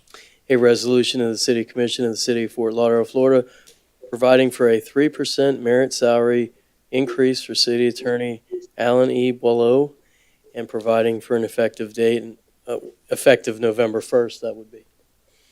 Commissioner Sorensen? Yes. Vice Mayor Moritas? Yes. Commissioner Glassman? Yes. Commissioner McKenzie? Yes. Mayor Trentalis? Yes. Congratulations. Thank you, Alan. Thank you again. And look forward to continue working with you. Okay, last two items. First reading, ordinance amending City of Fort Lauderdale Comprehensive Plan, future land use element incorporating Broward County land use plan policies and adding a new property rights element. This is an ordinance on first reading. No one has signed up to speak. Anyone from the commission have any questions? There being none. Mayor, just a comment if I might. Sure. Okay, thanks. On page 2 of 4 of the CAM, 3, 4, 5, 6. The second to last bullet down, the seventh bullet down. As I mentioned earlier, when we were looking at the communications to the commission from the Historic Preservation Board, I did just want to address that one. It states that the city's land use plan shall map and maintain a current list of historically, architecturally, and archaeologically significant properties and address the protection of these historic resources. The historic preservation element also outlines how the city shall protect historic resources. So that's a big challenge, and I do want to know how we're going to do that, actually. And obviously, I think that would definitely involve more staff. But that's, if you look at that charge, that's a lot there, which definitely needs a plan. And it requires, I think, a greater discussion. So I'm hoping that we're able to do all of that in the future. Thank you. You're very welcome. Any other comments regarding this item? Someone like to introduce the ordinance? Introduced. Please call the roll. An ordinance of the City of Fort Lauderdale, Florida, amending the Fort Lauderdale Comprehensive Plan future land use element by incorporating Broward County's land use plan policies and adding a new property rights element, providing for severability, repeal of conflicting ordinance provisions, transmittal to the applicable reviewing agencies, and providing for an effective date. Commissioner Sorensen? Yes. Vice Mayor Moritas? Yes. Commissioner Glassman? Yes. Commissioner McKenzie? Yes. Mayor Trentalis? Yes, and the ordinance is approved on first reading. Now we have OFR 1, which is first reading of an ordinance amending the City of Fort Lauderdale Code of Ordinances, Section 28-1B, relating to year-round landscape irrigation conservation measures. Anyone have any questions with regard to this? I just have a couple comments from my district meeting last night. Yes, go right ahead. So I understand we're going down from 3 days to 2 days for watering, but I don't know who is best to answer questions, Chris. What is the amount of time that we can water? That is not in the ordinance, right? It's just switching to 2 days in case we need to. Yeah, I understand this to be just the change to meet the new statute, which allows for 2 days instead of 3. Just a 2 days. I'd have to turn it over probably to, let me see who, the leading agency, Todd Height, who's gotten close to the podium. That's the signal, but that's Okay. the staff member that's ready to talk. All right, thank you. Good evening, Todd Height, Environmental Compliance Manager. So the time's the same, it's just the days went from 3 to 2. So the hours you aren't allowed to water is between 10 a.m. and 4 p.m. Right, but the amount of time that I water each zone, that's not regulated by anybody? Because if I'm thinking water conservation, so obviously someone could just, Correct, the time amount is not in the ordinance, correct? okay, so the amount per zone is not regulated, just the days. Days and And- hours, correct. Well, is that an oversight? No, sir, that's the way the ordinance is written, based on the model. Shouldn't we include it? Well, I think we're just trying to fall in line with the state and county or South Florida Water Management and county. So we're trying to match their ordinance or language or whatever they have. Correct, But- the South Florida Water Management District as well as the Broward County. The Broward County code is the one we really need to follow because that goes from, that mandates 2 days a week. Right, we can keep 2 days, but can we say 2 hours? You can limit as far as much as you want. I think that's a point well taken. I mean, if someone wants to water their lawn for 10 hours in a day, we're kind of defeating the purpose. So perhaps you can come back at second reading and with an amendment suggesting the amount of time per day. I know some families have different zones. I know I have different zones in my yard. It could be 3 different zones. Usually it's 20 minutes or 30 minutes per zone. So I think the vice mayor's point is well. Yeah, well, that fluctuates. And another issue that we discussed last night is rainy season versus dry season. And I know these are kind of getting in the weeds and, of this ordinance, but there are different times when we do need to water more when it's dry, obviously. So I think there are a lot of other measures we can do, maybe just an educational campaign also with our residents, or encouraging. They have these adapters you can put on your sprinklers where your sprinkler will not go off if it's raining, for example. I mean, I don't have one, but I should get one.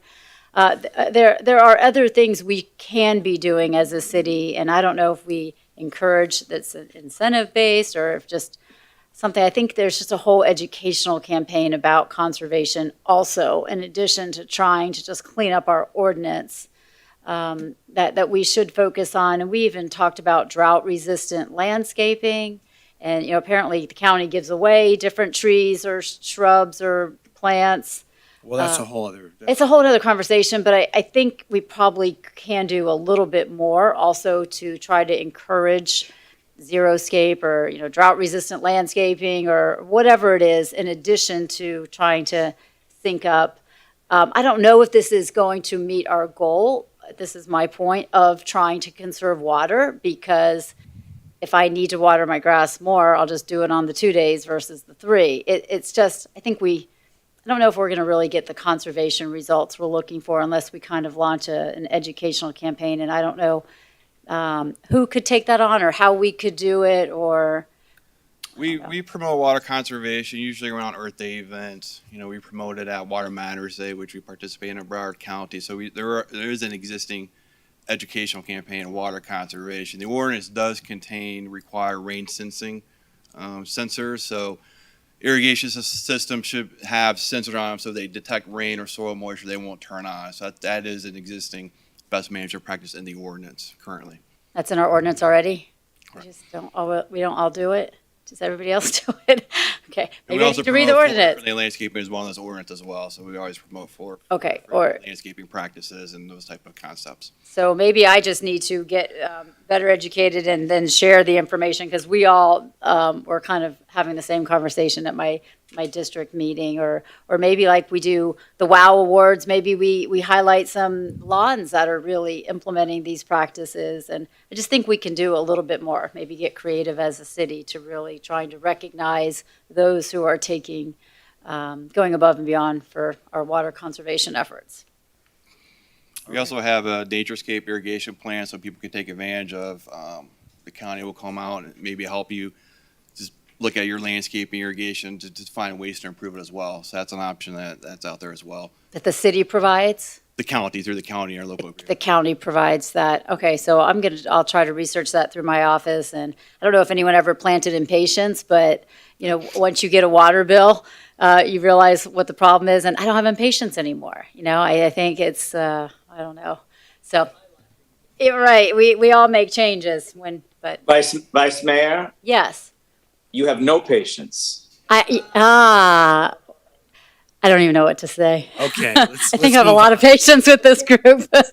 No, I mean, because you have no patience with the impatience. No patience. I have patience with this group, though. Let's just put it that way. Yeah. Right, who'd Just like not to with the impatience. I like the orchid, though. The orchid is very drought resistant. I'm learning. Thank you. Yes. It's silk. No, anyway. Is it so? Very drought No. resistant. Who would like to introduce the Introduced, Mayor. ordinance? Introduce. Please call the roll. An ordinance amending section 28-1B of the Code of Ordinances of the City of Fort Lauderdale, Florida, entitled Water Conservation relating to mandatory year-round landscape irrigation conservation measures of the South Florida Water Management District by adding definitions, revising landscape irrigation restrictions, and providing a variance process, providing for codification and correction of Scrivener's errors, providing for severability, providing for conflicts and repeal, and providing for an effective date. Commissioner Sorensen? Yes. Vice Mayor Moritas? Yes. Commissioner Glassman? Yes. Commissioner McKenzie, Yes. Mayor Trentalis. Yes, and the ordinance is approved on first reading.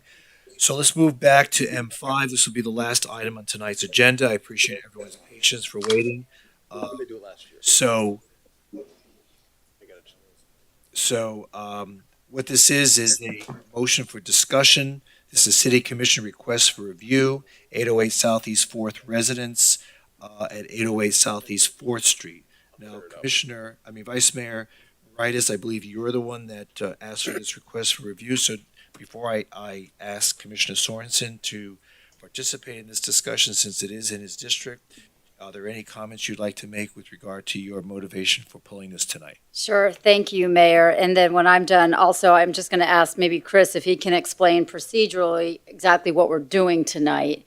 And then maybe, what would happen. Or maybe Alan, since he just got a raise. Yeah. Since he's the city. Oh, we'll give you a break. We'll give you a break tonight. Thank you. Since it's a legal process, I think that's the right person. You think that's the reason why we should ask Alan?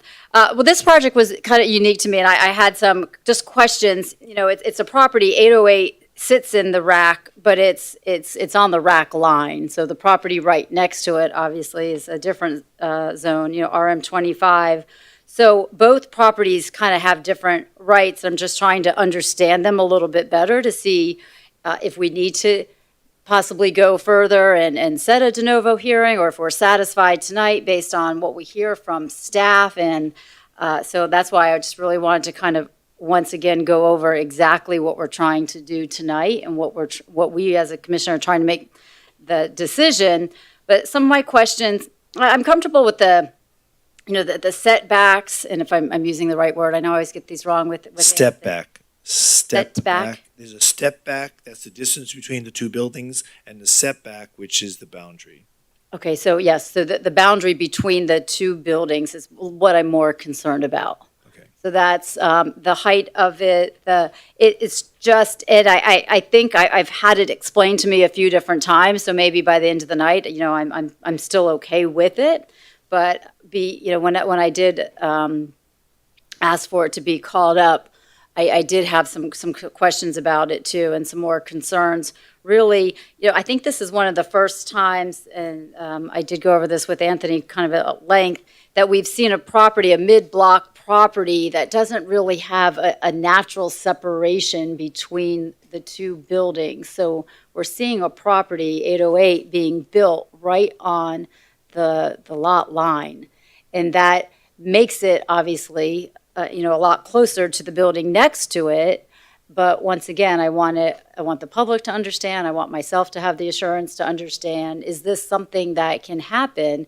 And does it impact the building next to it in an adverse way? Or is it okay to build a building on the lot line? And does that have,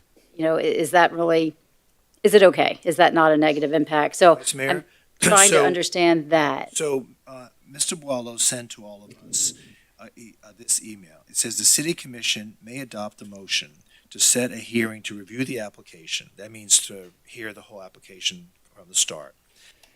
If it is found, quote, that the new project is in an area which, due to characteristics of the project and the surrounding area, requires additional review in order to ensure that development standards and criteria have been met, and to ensure that the area surrounding the development is protected from the impacts of the development. So that would be the standard that we would have to Evaluate. if we decide to move forward and ask for what's called a de novo hearing. Okay, correct. So I wrote that down as well. And so I want to understand that, has the criteria been met? And if the building next to it, is it protected, from the impact of the development? And so if the answer is yes to both of those, obviously, I would not feel comfortable, moving it forward and setting the de novo hearing. But I probably have to understand. I do know we probably have people from the public here tonight that also want to talk about it. And then I probably also want Anthony or staff to explain. So RAC has, one set of rules, and then RM25 has another set of rules in terms of where the properties can be built. in terms of the lot line. So maybe understanding both of those properties and where they are each proposed to be built and are currently built. I would probably need a little bit more clarification on that too. So I think, Want to ask staff to answer those questions for you? Want to ask? you want me to ask now or later?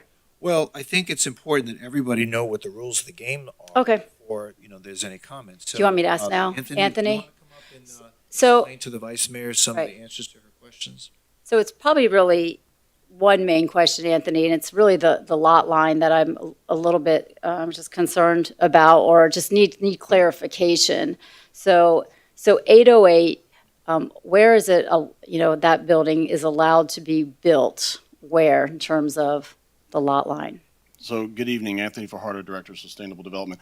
So as you stated correctly, this is located in the Regional Activity Center. It is on the edge, and you also indicated correctly, there is no natural barrier break between this lot and the neighboring lot.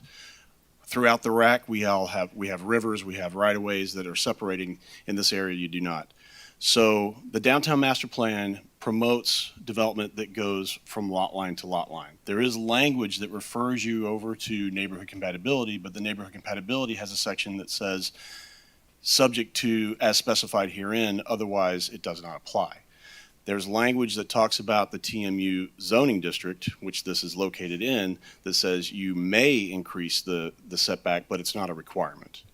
So I hope that clarifies Right. that. And then in terms of the property neighboring Yeah, to the. well, can I just get clarification real quick? So this property is allowed to be built on the lot line. So as it's submitted, that's by code, that's allowed. Yes, so at the ground floor on the east side, I believe there's about a 3-foot setback, up to about 15 feet, and then it goes to 0 as the podium goes up for the parking. Okay, so that's allowed in the rack, basically, right? Yes. And so right next door to it, and this is where it gets, kind of confusing, is RM25. So what's allowed to be built on the property just to the east of it in terms of really the lot line? So where is this building currently built, and does that follow the rules of its lot line? So Crestview is located in RMM 25. That zoning district for multifamily development requires today half the height requirement for a setback. I believe their setback is around 8 to 10 feet from the lot line. Maximum height in that zoning district is 55 feet. You would expect a 27.5-foot setback on that edge, but they are legally non-conforming. So they are actually closer than what the code would allow today if they were to come in and propose a similar project.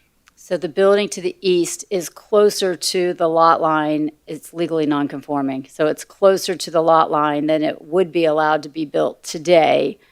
So, which may also cause part of the problem, according to the neighbors in that building, of the proposed building being too close, because technically that building's too close also.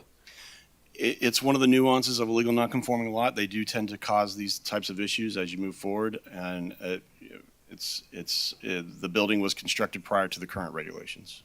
Okay, so would you say, and I know this has gone through DRC and P&Z, that I'm just trying to evaluate based on the criteria I'm given as a commissioner, that the building to the east of 808 is protected from the impact of the 808 development?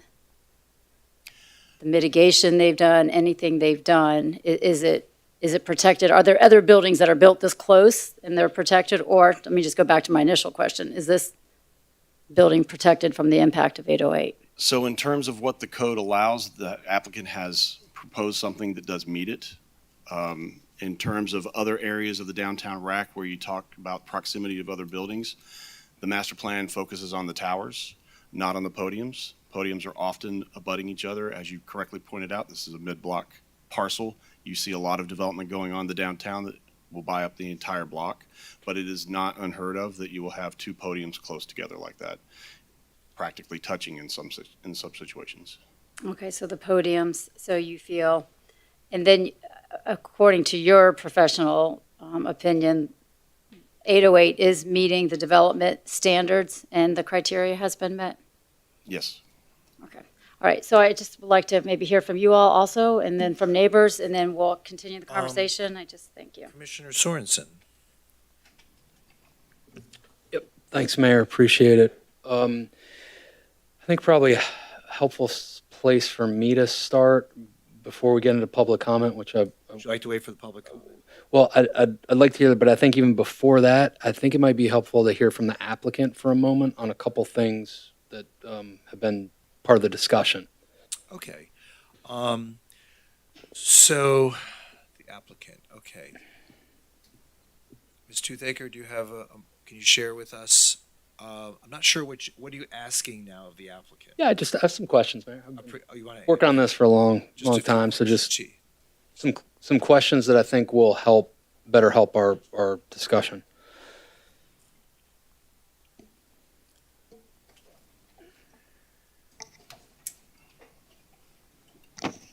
Mayor, Vice Mayor, Commissioner Stephanie Toothaker on behalf of the applicant with my co-counsel Ken Keachel.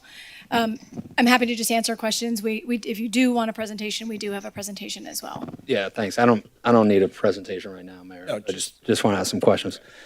Thank you. So, as I've spent a good bit of time with our neighbors here, a couple of questions. First, there's been concerns about elevator and due to the proximity of the buildings, the sounds of elevators, and basically what we're talking about are car lifts. Can you just give us what is this mechanism and the sound impact? Thank you. So I just heard that we don't have a car elevator in this project. There is no car elevator. So I had heard that there was a concern about sound. We just have a regular car ramp, just like you have in any other garage, similar to your own garage here at City Hall. We do have a number of lifts, car lifts, which are common. Those are in practically every project today. You have car lifts in those. Those are just regular. One car pulls in, and they do require valet only. So one car pulls in, the car goes up, and a car pulls in underneath it. So that's not a car elevator. I have done projects with car elevators, but this one doesn't have one. Okay, great. The lifts are very, very quiet. They don't create noise, and the garage is completely enclosed and screened. Okay, great. Thank you. Another concern has been just the proximity, as the Vice Mayor talked about, the setback. So kind of zero basically on the lot line, and that's something that has been major concern for me looking out folks' windows and just there are points with Rivercrest where you're 7 feet. They're 7 feet from the lot line, and so that's a concern I've expressed to you.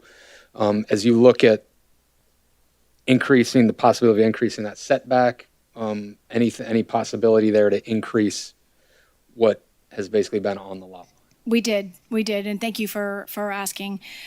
We spent a good deal of time, the architects did, doing a study of whether or not we could increase that setback. It's actually 3 feet at the ground level, but higher than you go up a certain amount, and then it does become a 0 foot setback at higher levels, but not at the ground level. At the ground level, it's 3 feet. We can increase that setback by reducing the internal drive aisles. The engineering standards require drive aisles to be 24 feet wide.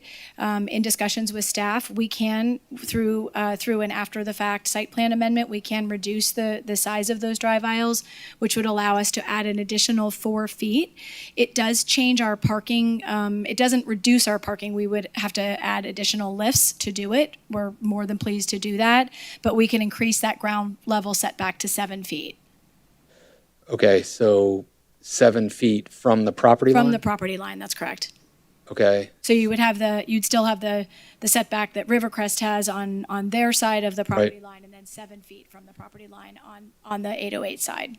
Okay, so if I'm doing my math right, then we're looking at 14 feet separation from Rivercrest? Building to building, yes. Okay, and that's at the closest point there on the... At the closest point, correct. Because the Rivercrest building is an angled building, so it's one small part of their building that is closest to the property line. Most of their building is on an angle that goes away from the property line. So it's really just that one pinch point that's been a cause for concern. And we did spend a lot of time trying to address that issue, and we hope we've come up with a solution that I'm sure not everybody's going to be happy, but it's better than what was approved by the Planning and Zoning Board. Okay. Next question is around, there's been, promises made to improve the seawall, build dockage, so forth. What is and maybe this is a question for our city attorney, but what would be the legally enforceable kind of process or kind of memorialization of that? So we did have a letter agreement with Rivercrest's board, and I believe that the president of Rivercrest is here. One of the things that we had in discussions with them, they have a seawall that is also legal non-conforming to today's standard code. Obviously, when 808 gets built, if we're lucky enough to obtain your approval, we obviously will build a new seawall that will be built to current code, and also a 5-foot dock adjacent to the seawall. In discussions with Rivercrest, we had understood that they would like to see their seawall built up to code at the same time that the 808 is built. And then in subsequent discussions, they also asked if the developer of 808 would be willing to also build their dock. So the letter agreement actually originally had a cap on the total amount, but at the Planning and Zoning Board, we agreed to remove that cap and agreed to build their seawall to code together with a 5-foot dock. And then also, obviously, you'd have to fix the landscaping that leads right up to that seawall, so the seawall is not higher than so it doesn't die into the seawall, with no cap on that. And one of the things that seemed to make a lot of sense is that we'd like to additionally offer that has to be done prior to the 808 building receiving a certificate of occupancy, just to make it clear that we could not move residents into 808 unless those commitments were met. There were additional commitments as well. One of the additional commitments is that we would do a survey of the Rivercrest building, a structural survey, both before and after construction. And to the Planning and Zoning Board, we did also offer that same structural survey to be done for Chateau Mar. Even though our letter agreement was only with Rivercrest, we would be pleased to offer that to Chateau Mar as well. Alan, from a kind of conditional approval for a CO, is that possible? It's more of a private agreement between the applicant and those particular residences. It's not required by the code, so it's not something that you would necessarily, obviously they've agreed to it here on the record and they've represented that to you, so a little hard to retract that, but it wouldn't be a necessarily written agreement with the city. That would be more of a private agreement with them. But certainly the representations have been made to you. May we offer it as a voluntary site plan condition? You certainly can. We just can't demand it of you because it's not in the code. We are offering it as a voluntary site plan condition. Then that would be fine. Okay. Thanks. Another concern that we have is, and I think the additional setback addresses this, but maintenance of the 808 property, not infringing on the property lines of our neighbors. The neighbors is, I'm assuming. Correct. With the setback, with the additional setback, then we do not. I had heard that as well, that we would have to enter onto their property to maintain, because one of the things we were asked to do is to pretty up the wall that's adjacent to Rivercrest and create a green wall and create a more architecturally pleasing element. So we agreed to do that. And with the additional setback, that allows us to maintain that. And the letter agreement also says that we have to maintain that in perpetuity, that it's not, we can't let it fade or die away or whatnot, that it has to be maintained in perpetuity. Okay. And then, maybe the last and biggest concern probably, or one of the concerns, is just the height and I know you've heard this, but is the 14 stories. So it's actually 13 stories. So in the original staff report, there was a little bit of confusion. The master plan transition zone calls for a 13 stories max. This is a 13-story max building that meets the height limitation of 137 feet 6 inches. I think what created confusion is there's an amenity deck, which is not, those are not counted against your height. Your height is to the interior of your air-conditioned space. So the rooftop deck there is a deck up there, but it is not technically a 14th floor. Okay. So it's 13 floors. It does comply, and your staff report makes that very clear. It does comply with the height limitation of the transition zone for the downtown master plan. So we're looking at basically 5, correct me if I'm wrong, but 5 stories of garage? That's correct. Is that right? 5, and then 8 of residences? Yes, and the garage actually has some liner units in it as well. Has some liner units. Some of the garage is actually, portions of it are residential. Okay. Okay, great. Thank you, Mayor. I just wanted to get those, Okay. have some of those questions to start. Thanks. Very good. Does anyone have any questions of the applicant right now before we open this up to public hearing? Okay, I'm not hearing any. All right, very good. So, thank you. Thank you very much. Thank you. Thank you. So there are a number of people that have signed up to speak, about 20-something. So I would ask that you just take a couple of minutes to speak. If you need to go a little bit past that, that's fine, but we can limit our comments to 2 minutes. And what I'm going to do is I'm going to call 3 at a time so people can sort of line up and know that so they can be prepared to speak right after the previous speaker concludes their remarks. So starting with Jody Tanner, Luke Moorman, and Jacqueline Costoya Guberman, who will be appearing virtually. Jody Tanner. Hi, Jody.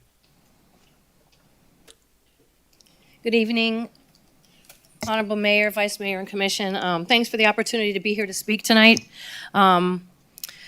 My name is Jody Tanner, and I'm here because I have a large stake in the community. I am a resident of over 25 years. I live in Rio Vista.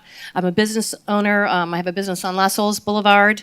I'm a community activist. I'm an investor in the community. I'm also the vice president of the La Soles Association. I'm happy to support this project. I love this project. I'm happy to know that a developer in this community is really doing something fantastic for our community. It's a much needed and will replace an aging building for residential use. When you look at our beautiful city, you'll notice that this proposed building fits within our master plan and the vision of how our growing city should look. Years ago, we had a bunch of people who were very vested in the community make their vision come true through a master plan, and I believe that this fits the bill. And as you can see, it checks all the boxes that's needed. I also am thankful that the Planning and Zoning Committee also overwhelmingly supported this project in their last meeting.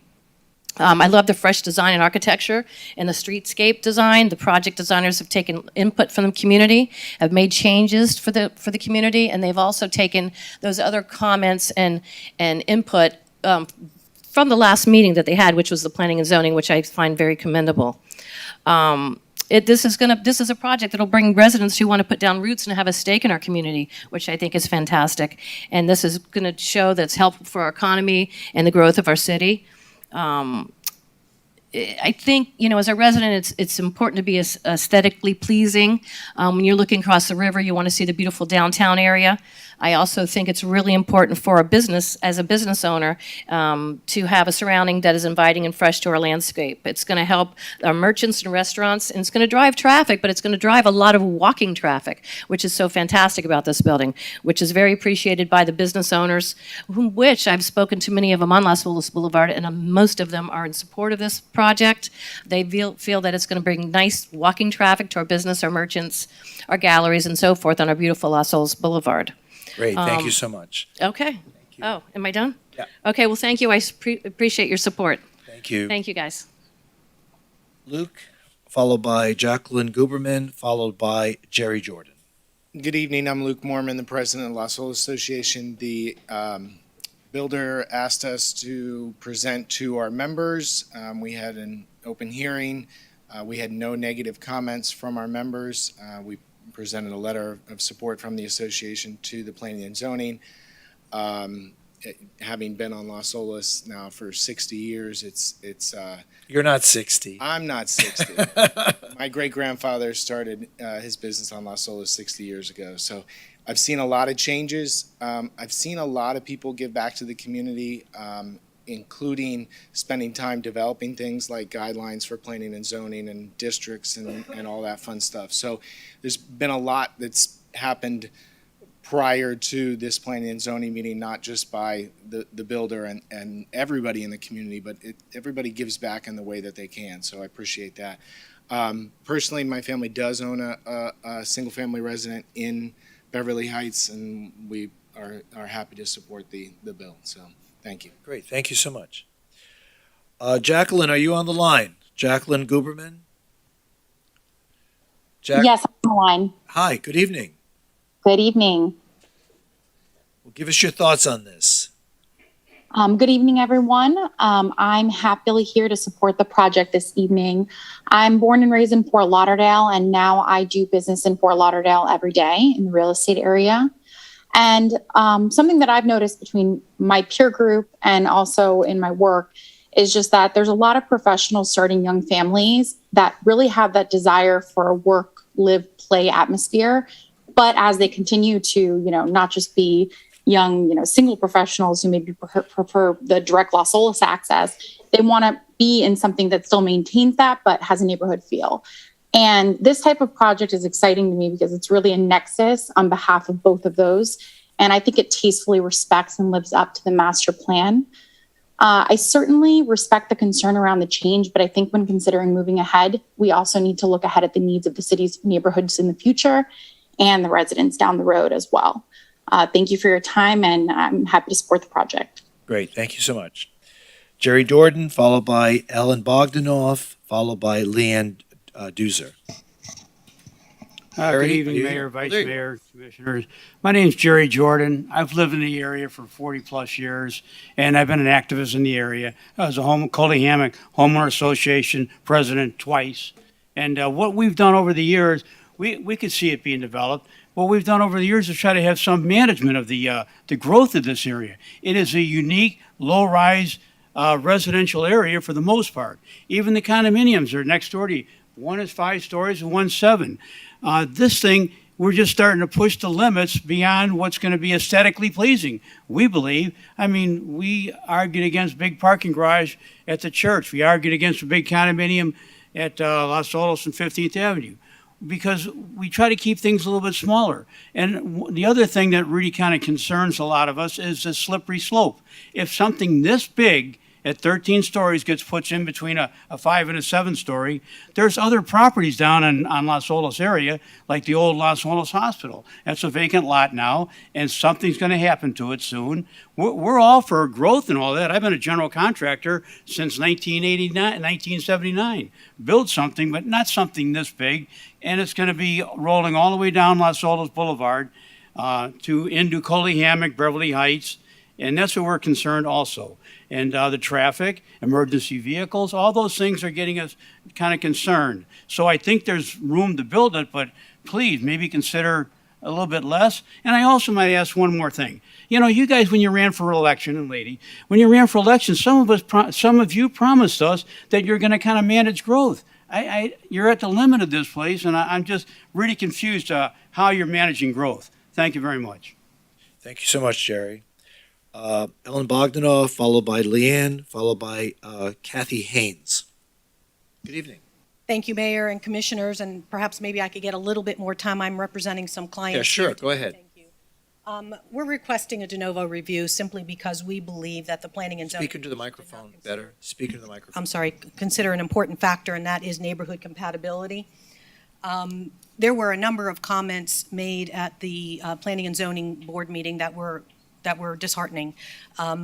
Basically, there were a number of comments that concluded that the dimensional requirements of the code were sufficient and concluded that therefore it met neighborhood compatibility.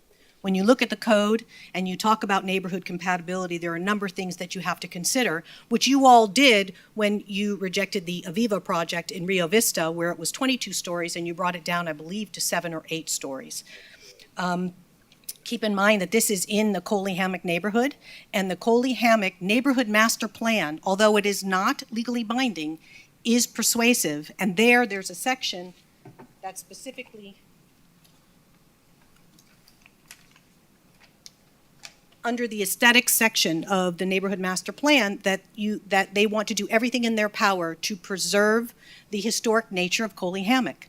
Well, this building is anything but that. So that's another factor that needed to be considered. There were a number of comments that were made, and one of the board members had talked about neighborhood compatibility and was concerned that everybody just seemed to be talking about this one building. And it was specifically mentioned that, well, we have to only consider this one building. It's the only building before us, which ultimately concludes that the new building is what sets the new neighborhood standard. And it's the exact opposite. The whole concept of neighborhood compatibility has to respect the adjoining neighborhood. And what you have on 4th Street is a snapshot of Fort Lauderdale in the 1960s. Some people like the architecture, some people don't. I mean, some people love the federal courthouse, some people don't. It's just a matter of taste. But the people that live there enjoy where they live, and they don't want their entire, landscape ruined. I think what we found specifically at the Planning and Zoning, the vast majority, I would say almost the entire majority of people that spoke against this project are going to be directly impacted. The people that support this project do not live anywhere near that neighborhood, do not live anywhere near 4th Street. So it is not, when you look at compatibility, and certainly testimony from the neighbors is something that needs to be considered when you talk about compatibility, because those are the people that you're directly affecting. Not to bring up the sore subject, but the court in Las Olas Tower versus the city of Fort Lauderdale That's said, a sore subject. I know. I think I was on Planning and Zoning when it came before. But basically, the court concluded that neighborhood compatibility is a factor that this commission could consider. And considering that it was clear to us, watching the hearing take place at Planning and Zoning, that it was dismissed. I mean, comments were made. Another comment that was made basically was, well, it meets the letter of the code, so we can't consider what the neighbors are saying. And that's just simply not the way it works. So we're respectfully asking that you do a de novo review. We think that the hearing that took place in Planning and Zoning shorted the neighborhood, shorted the community. If we dismiss neighborhood compatibility on this project, you need to dismiss it for every single project. And I know you discussed it on the boutique hotel on the beach. You did it on Aviva when you rejected it. You've done it for the Galleria. You've done it for a lot of different projects. It should not be excluded for this project as well. So we respectfully ask that you do, in fact, bring it up and allow us the opportunity to present our case. Okay, very good. Thank you so much. Can I ask Ellen a couple questions? Right ahead. Thanks, Alan. As we think about neighborhood compatibility, my sense is it's kind of a little bit subjective, a little bit objective. What's your definition of neighborhood compatibility, and what specifically about this should be changed to make it compatible? Well, I think one of the staff had stated it's enumerated in the code. So it says compatibility will preserve the character and integrity of the adjacent neighborhoods. Character, 4th Street is, if you look at it, and certainly I didn't want to bring a PowerPoint because I think that's better preserved for a full hearing, but if you go down and walk that street, everything is, old Fort Lauderdale. It is not a modern architectural building that is, towers over these properties. The existing properties are the ones that need to be considered for compatibility, not the building itself. And that's what I said that, when you listen to the comments, if you went through the Planning and Zoning, it was almost as if that was the new standard that they want to set. It basically said it has to mitigate adverse impacts. And it is an art, and I would agree with you. It is an art, but it's like anything else. You know when something fits and you know when it doesn't. And when you're 7 feet from somebody's bedroom window, and regardless, I mean, it's going to start, pretty high up there, and you're going to be having the entire, when they said, I think staff mentioned that, we have podiums that are close together. Well, Rivercrest, with all due respect, is not a podium.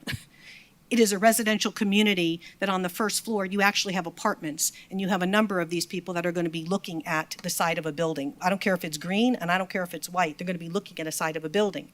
And it is, and it's non-conforming, but that's the way it was built, and that's the neighborhood. There are a lot of non-conforming properties throughout Fort Lauderdale. We change code, but you don't disrespect that and say, oh, well, too bad, you're too close to the line, so therefore, we'll go ahead and we're going to go smack up against you. Well, it's not going to be 7 feet anymore. 7, I will tell you this, if you have the step up, and I think you need to look very carefully, and that's why I believe a hearing will take place. There are some nuances on that building in terms of, the first floor, but the second floor starts to move things out. So, regardless, and it's very difficult when on the fly people are making commitments. At the end of the day, I think we need to review it all. If you're going to start, making changes to the building on the fly, well, give us an opportunity to look at it and see what the true impact is going to be.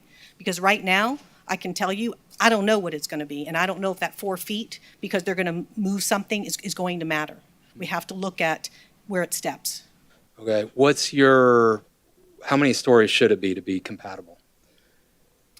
A lot of the residents feel like it could be 8 stories, right? Just similar to what you did. How many stories? I didn't hear that. How many stories? The Aviva, whatever the Aviva project was, you were 22 stories on that one. You came all the way down to 8. And arguably, that thing is separated for the Rio Vista neighborhood by a street and by the tunnel. It's on the other side of the tunnel. But it wasn't compatible with the neighborhood. So it was brought down from 22 stories to 8 stories. We're just asking for the same consideration. I mean, you're talking about sandwiching a building into 2 properties that were built in Fort Lauderdale in the 1960s. And the size and the mass of that building offends them. And the other thing, Commissioner, that you had asked is what else has to be considered? Well, to mitigate the impacts, it says you have to consider the shadows, the size, the mass of the building. And the height is part of that, and the mass is part of that. And the only reason they need a podium that goes basically from property line to property line, give or take, is because it's 77 units.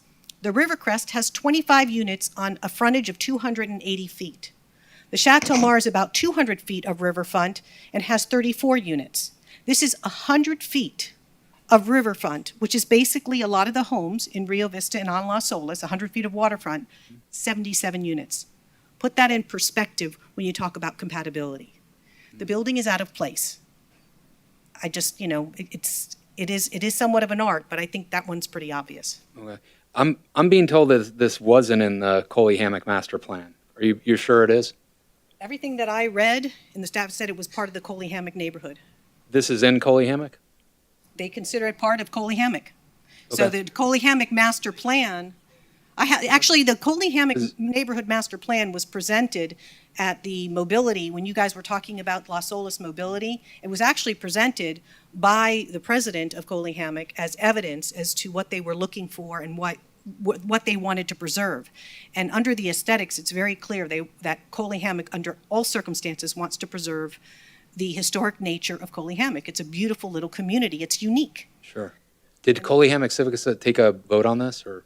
No, it's part of their neighborhood master plan. I mean, it's every neighborhood has a master plan that they submit to the city. I think the No, I'm saying on this. Many neighborhoods will vote on a development. To my knowledge, no, but Okay. You'll have a lot of Rivercrest residents who will speak in Chateau Mars. The vast majority of them, I think they have at least 17 or 18 who are opposed to it in Rivercrest alone. Sure. Okay. Thank you. Thanks, Mayor. Yeah. Thank you. And thank you, Ellen.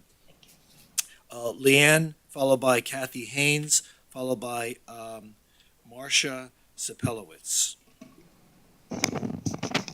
Good evening. My name is Leanne Dusser. I am a resident of Chateau Mars, which is the building directly on the west side of the proposed property. When I purchased my unit 14 years ago, I knew that the property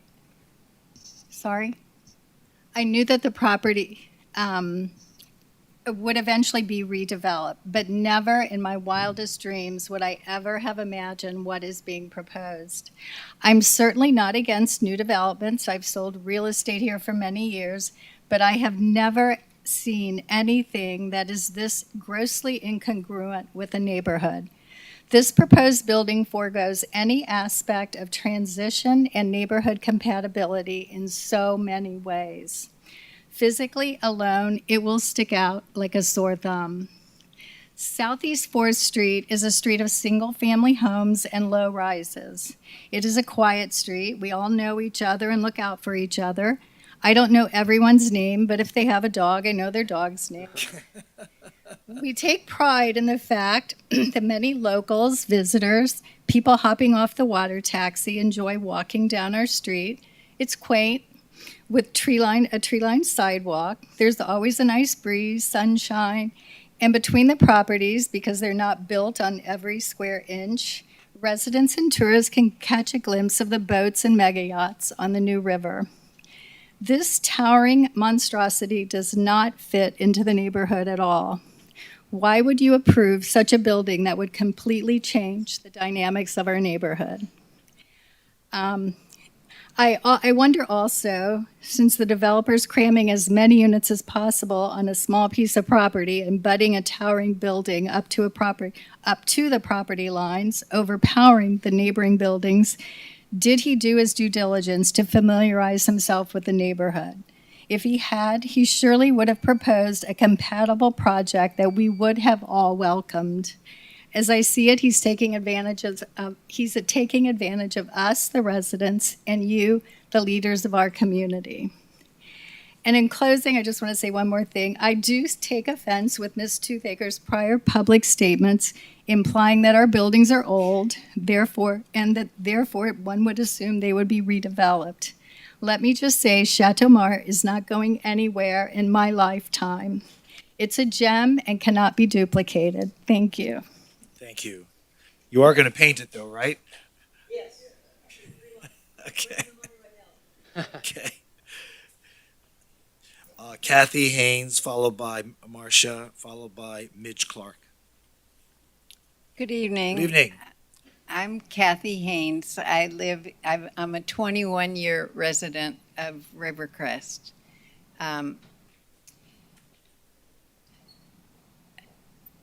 My biggest problem with this is that, well, first of all, I'll tell you, I used to teach the history of architecture at Broward College, and I have such an appreciation for period buildings. And I mean, I taught back to the pyramids and the Parthenon, but and we wouldn't tear them down, but Rivercrest is a mid-century building, and I'm a realtor and I show it all the time. I've sold 10 units in there in the years I've been a realtor, and it's fun to hear people's comments when you show it to them. They all say, we didn't know this was back here. This is great. We love this. All 25 units have a view of the river. The building is built on an angle, so we're all looking right down the river. And I just don't understand how you can put a 14-story, 13-story building on our lot line. I mean, that's our parking lot. That's where we park our cars. One of the good things about Rivercrest and Chateau Mart is that we can park our cars. We can park our own cars. We can, if we forget to buy bread, we can go back to the store.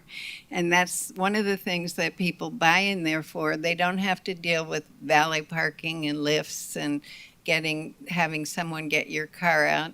We have 12 guest parking spaces, which we're going to lose if they build this, because they're going to have maintenance trucks and building machines in our parking spaces, which are exactly opposite this 5-story wall that they're putting on our lot line.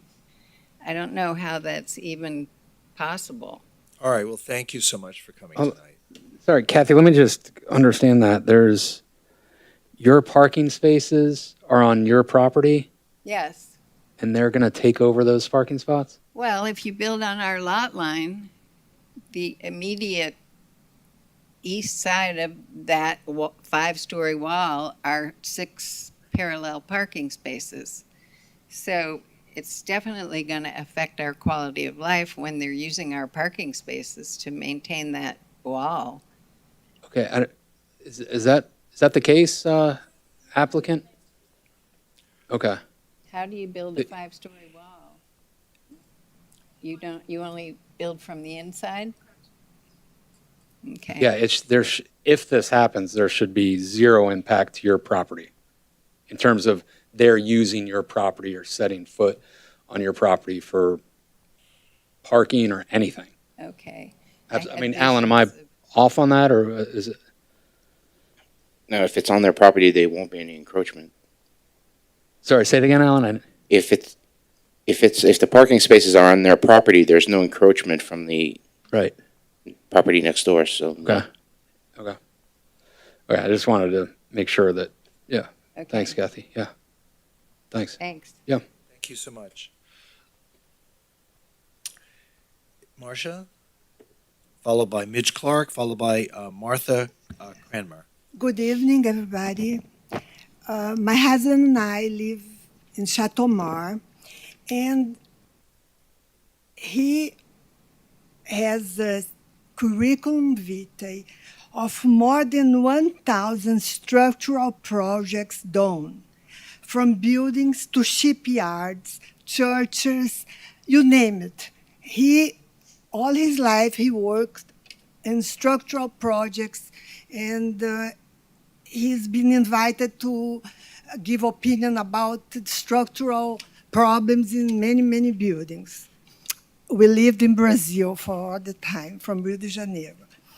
And what he told me, that the fact that we don't know how and how deep the foundations of our building, Chateaumar, were done 50 years ago, we fear that the execution of the new building's foundations could affect the structure of our building.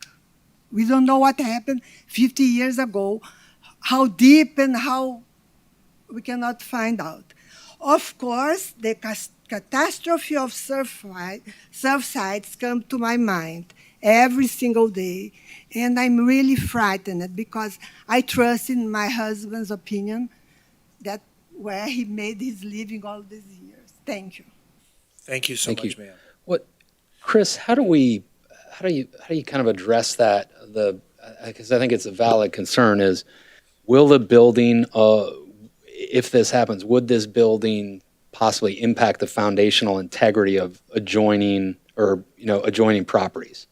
Yeah, so what we do there is rely upon our building department. We've got a building official, 3 assistant building officials that are allowed to oversee the Florida Building Code. And as permits are issued for new construction, they're issued in conformance with the Florida Building Code.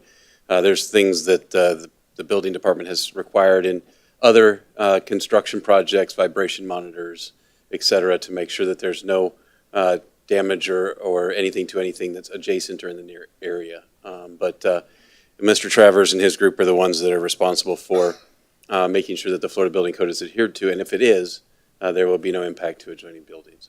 Well, Okay. I think it's an important point you raise, only Absolutely. because in today's paper, they talked about how the building, the Champlain building south, was impacted or could possibly have been impacted by the sheet piling installation of the adjacent building that was built. And now, again, I think that's just initial speculation, but it's definitely an issue. Yeah. Because these buildings are going to be so close to each other. I don't know if pilings are going to be, I mean, it's on the water, so I would imagine pilings are going to be utilized in order to form a foundation for this building. So definitely something we need to consider. Yeah, is that, But just to be careful, that's not something you can consider for denial or approval, though. That's not. No, but we're just talking.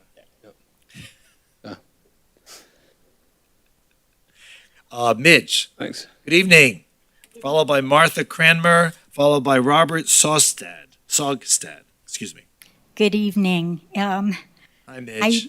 It's been a long time since I've been before you all, and I'm a little nervous because this is an emotional thing for me. My apartment is one of those that will be, I'm thankful to Stephanie for now giving us a couple feet more. Was it 3 feet? 3 feet? 4? Yeah, but only on the first podium, right? But I don't really understand it because as it sits right now, it's 7 feet from my entire west side of my building. I represent all the 05 owners in that stack, and they are really frightened. I mean, it's our home. Every one of our apartments has impact windows. It's all been redone. We've worked so hard to keep it, and I am not against, as everyone knows, against any kind of new development.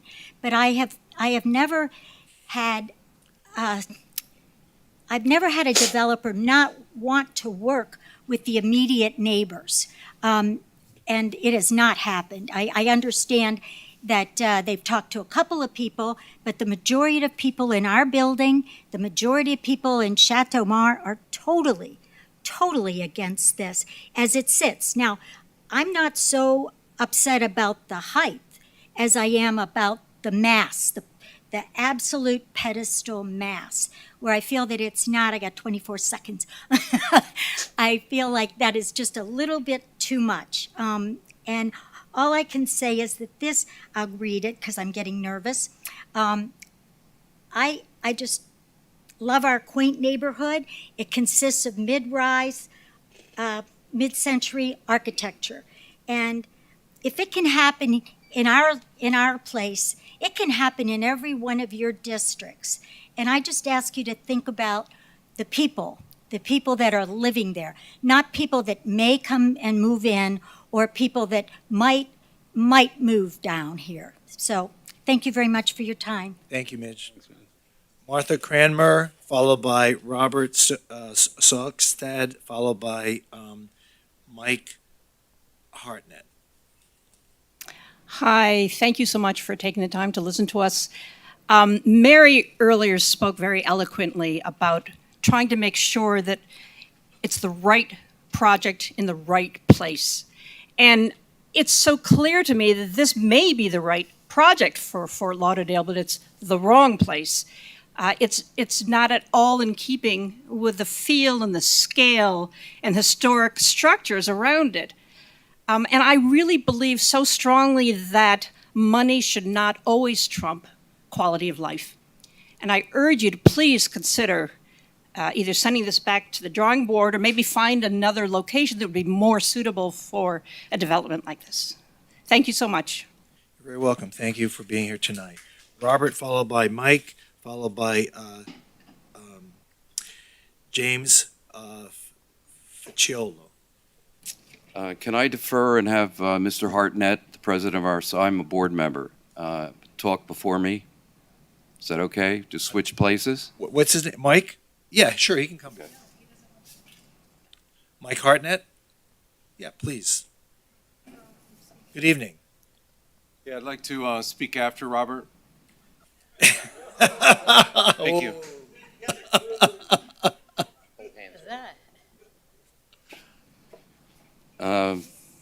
You're up. First, I'd like to quote the famous Peter Sellers from the Pink Panther movies and say, nice to see you, commissioners, and all the little commissioners. Little levity there. I want to clear up some things about the letter that you've been hearing about. Have any of you read the letter offered by? Could you put your? Have any of you read the letter offered by, sent by Stephanie Toothaker, representing the developers? Have you read the letter? Yes. Everybody's read the letter? I just wanted to know. Okay. By the way, as a board member, I think I get 5 minutes. Well, keep going. Okay. I just want to clear up some things. This letter came in on the 19th, very late in the afternoon. As you know, the P&Z board meeting, or P&Z meeting was the next day at 6 o'clock. No one knew about this letter. It reads, first of all, it was sent to our management company. On behalf of Southeast LLC, we thank Rivercrest Apartments for their collaborative approach to discussing the residential development proposed. Wait a minute, are you reading her? Are you reading the letter? I'm just reading parts of it. Okay, because it's already No, there's important parts to this that have to be clarified. Okay. I'm a board member and I know. Okay. It's cogent. And meeting with us, you share your thoughts as it helped us better understand your positions and identify ways to move forward together on the project. In our continued effort to be a good neighbor to the Rivercrest building located at 818, etc., and in exchange for Rivercrest express support of the project, including 1, providing a letter of support from the president and board of directors of Rivercrest, and 2, the president or representative of the board of directors attending all public hearings, etc. I can tell you, this came in late. I'm a board member, never saw it before. I knew that our president was talking with the developers. This letter has so much in it that I felt, and I voted against, abstained. I said, this should have gone before our members, our owners. There's so much to this. I refuse to sign off on this. Two other board members did, but you have to understand, no one knows anything about this. Very few owners know about this letter. Wait a minute, let's stop for a second. Pardon me? Let's stop for a second. So you're a member of the board of Rivercrest? That's correct. Okay. How many members are on that board? 5. 5. And how many voted in support of this project? 1 is out of town, is in Europe. There are 4 of us. 3 voted for. I abstained. So they're 3-1. 3-1. It did not go to the membership, though. No one knew anything about this letter. Okay. It's the date of the letter. It's the 19th. Okay, I'm just trying to clarify. It's important. Okay, thank you. It goes on. One of the items that we are being given. It talks about. You've heard about this. The seawall and the dock. The dock. I looked at this. What dock? Where's this dock coming from? There are only 2 owners out of the 25 that own a boat. Mr. Hartnett and another gentleman in our building that happened to attend this meeting that was called immediately after this came in. That's why no one of the other owners know. But there are owners here that just saw this for the first time. So I couldn't vote for this because there was so much to it. I said we owe it to our owners. To read this letter is a lot to digest and make a judgment call. One person shouldn't be negotiating on behalf of 20, considering what's in here. So do not put any credence on this letter. The owners don't know about it. They haven't talked about it. They don't hardly know anything about it. I know that. Because you'll see upwards of 19 people during this so-called negotiation that wrote to you, texted you, and emailed you and called you in not supporting this project. That's important. Okay, all right. Thank you. Thank you, sir. Mike Hartnett, followed by James Facciolo, followed by Doug McDaniel. Hi.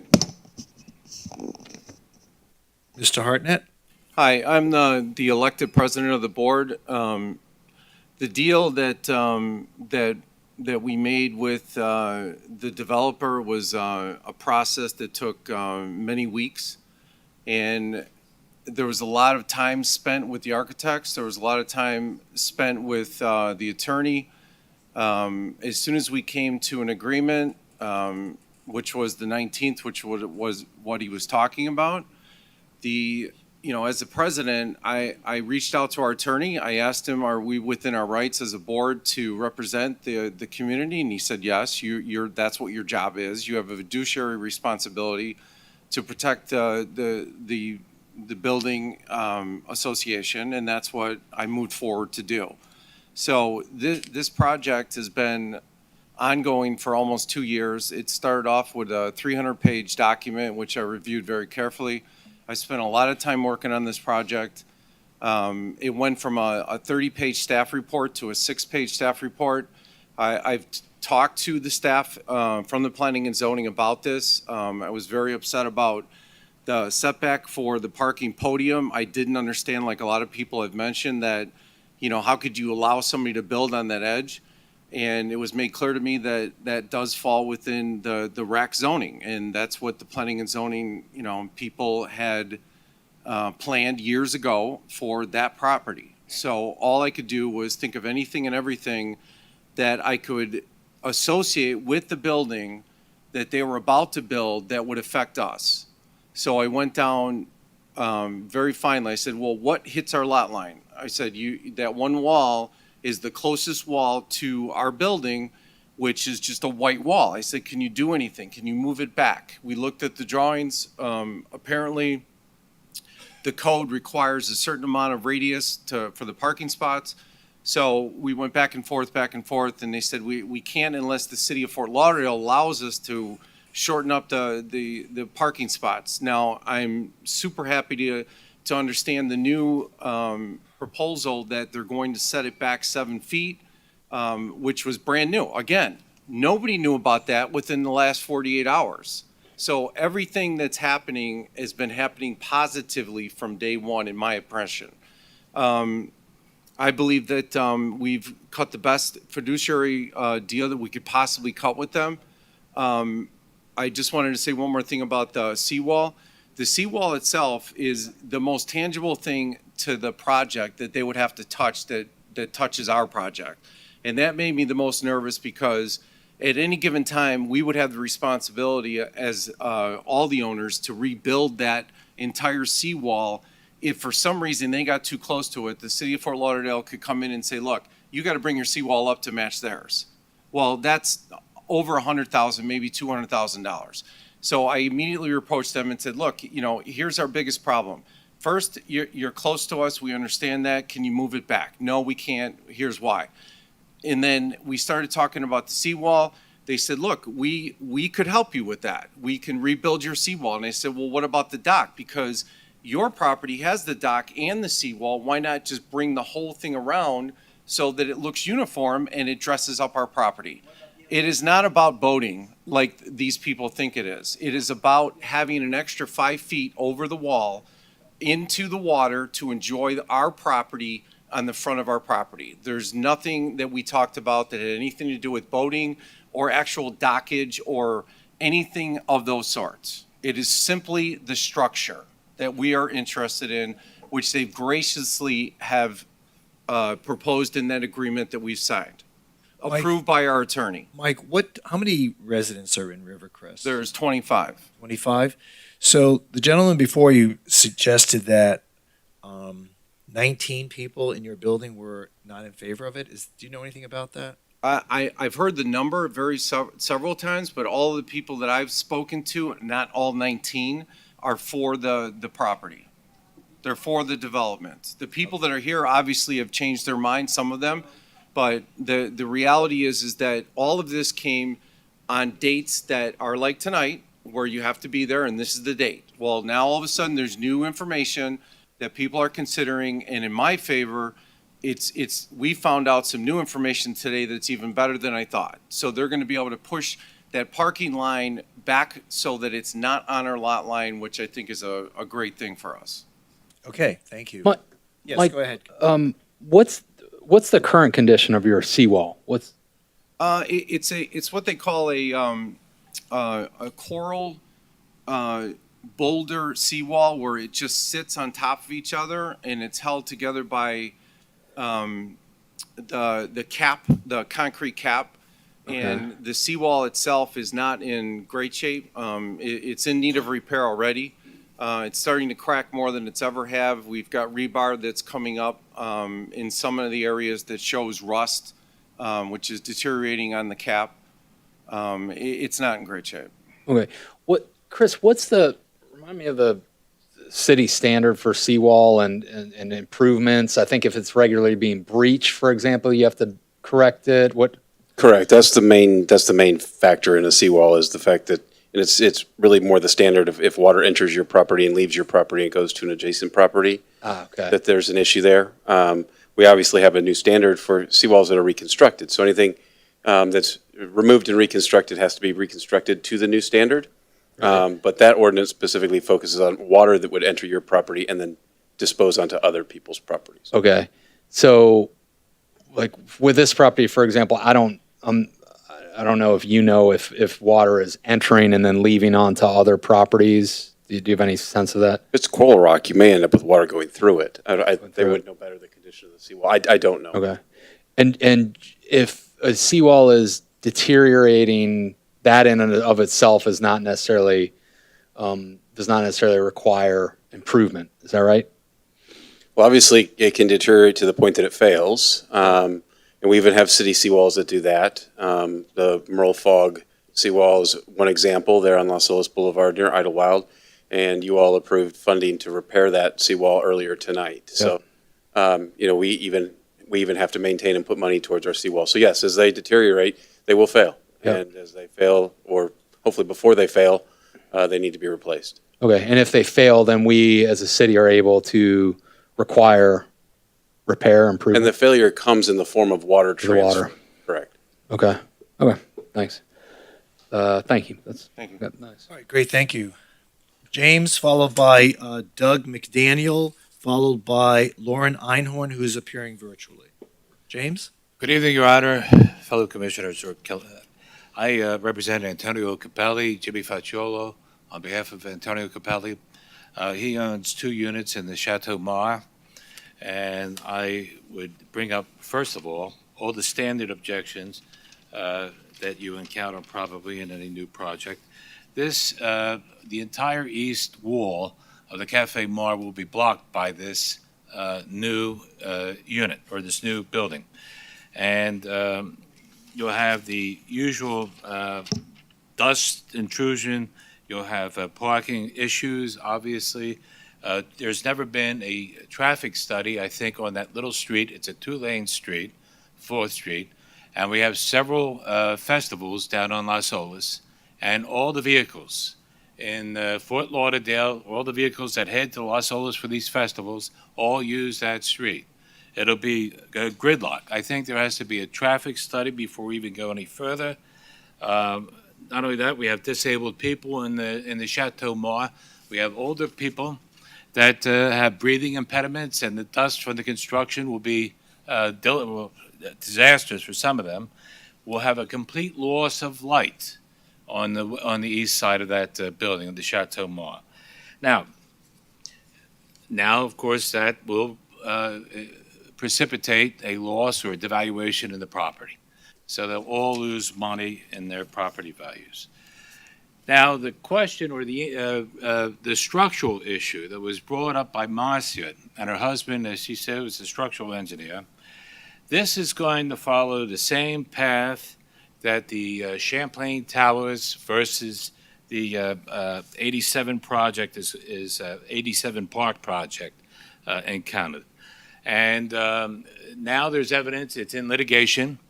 There is evidence that the building of the 87 Park project did have impact on the structure of Champlain Towers.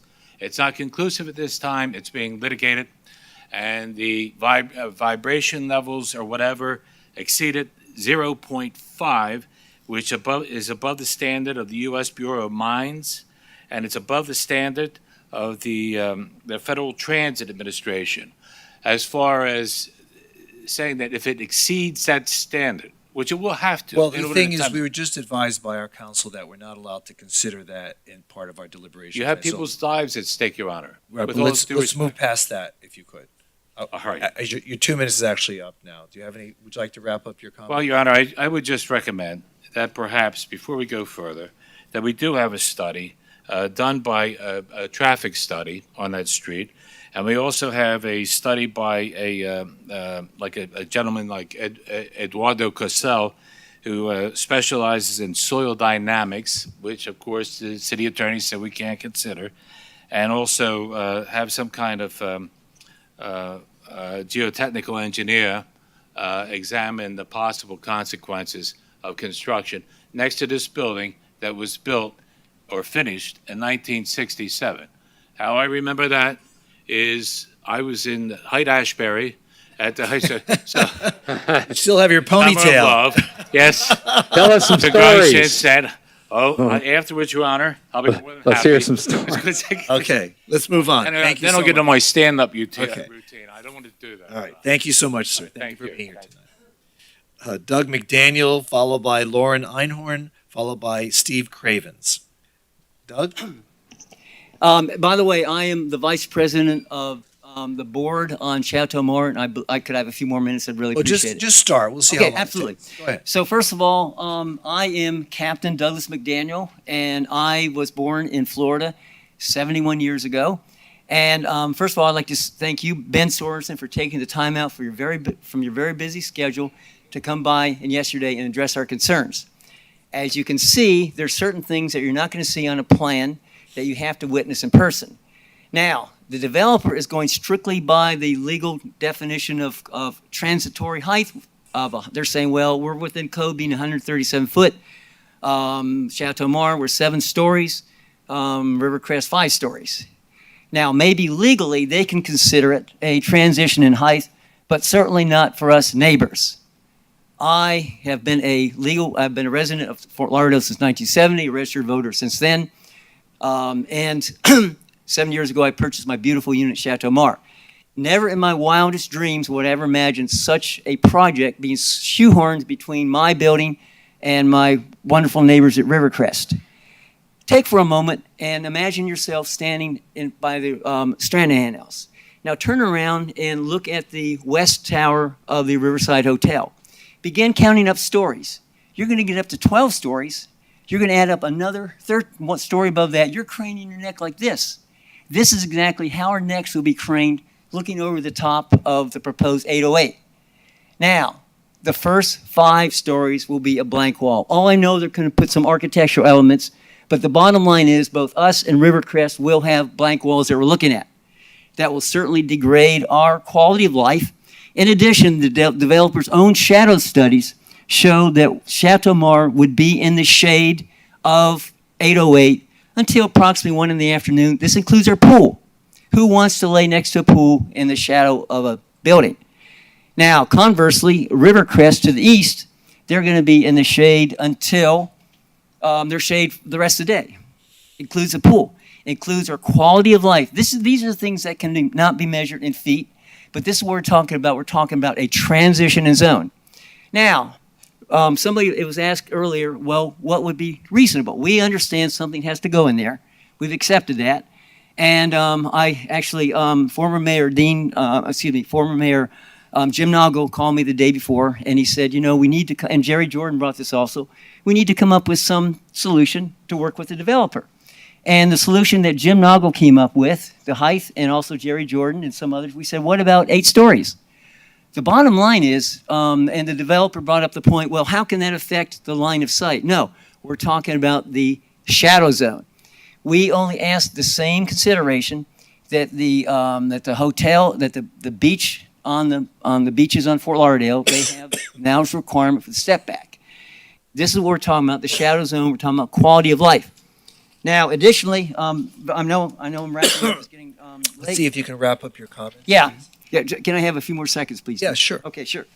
And I would just also like to say, I mentioned the shadow zone, and we've had professional real estate agents who have said it's going to decrease our value by $100,000. By the way, Chateau Mar is no party to this back room deal that was made between the developers 808.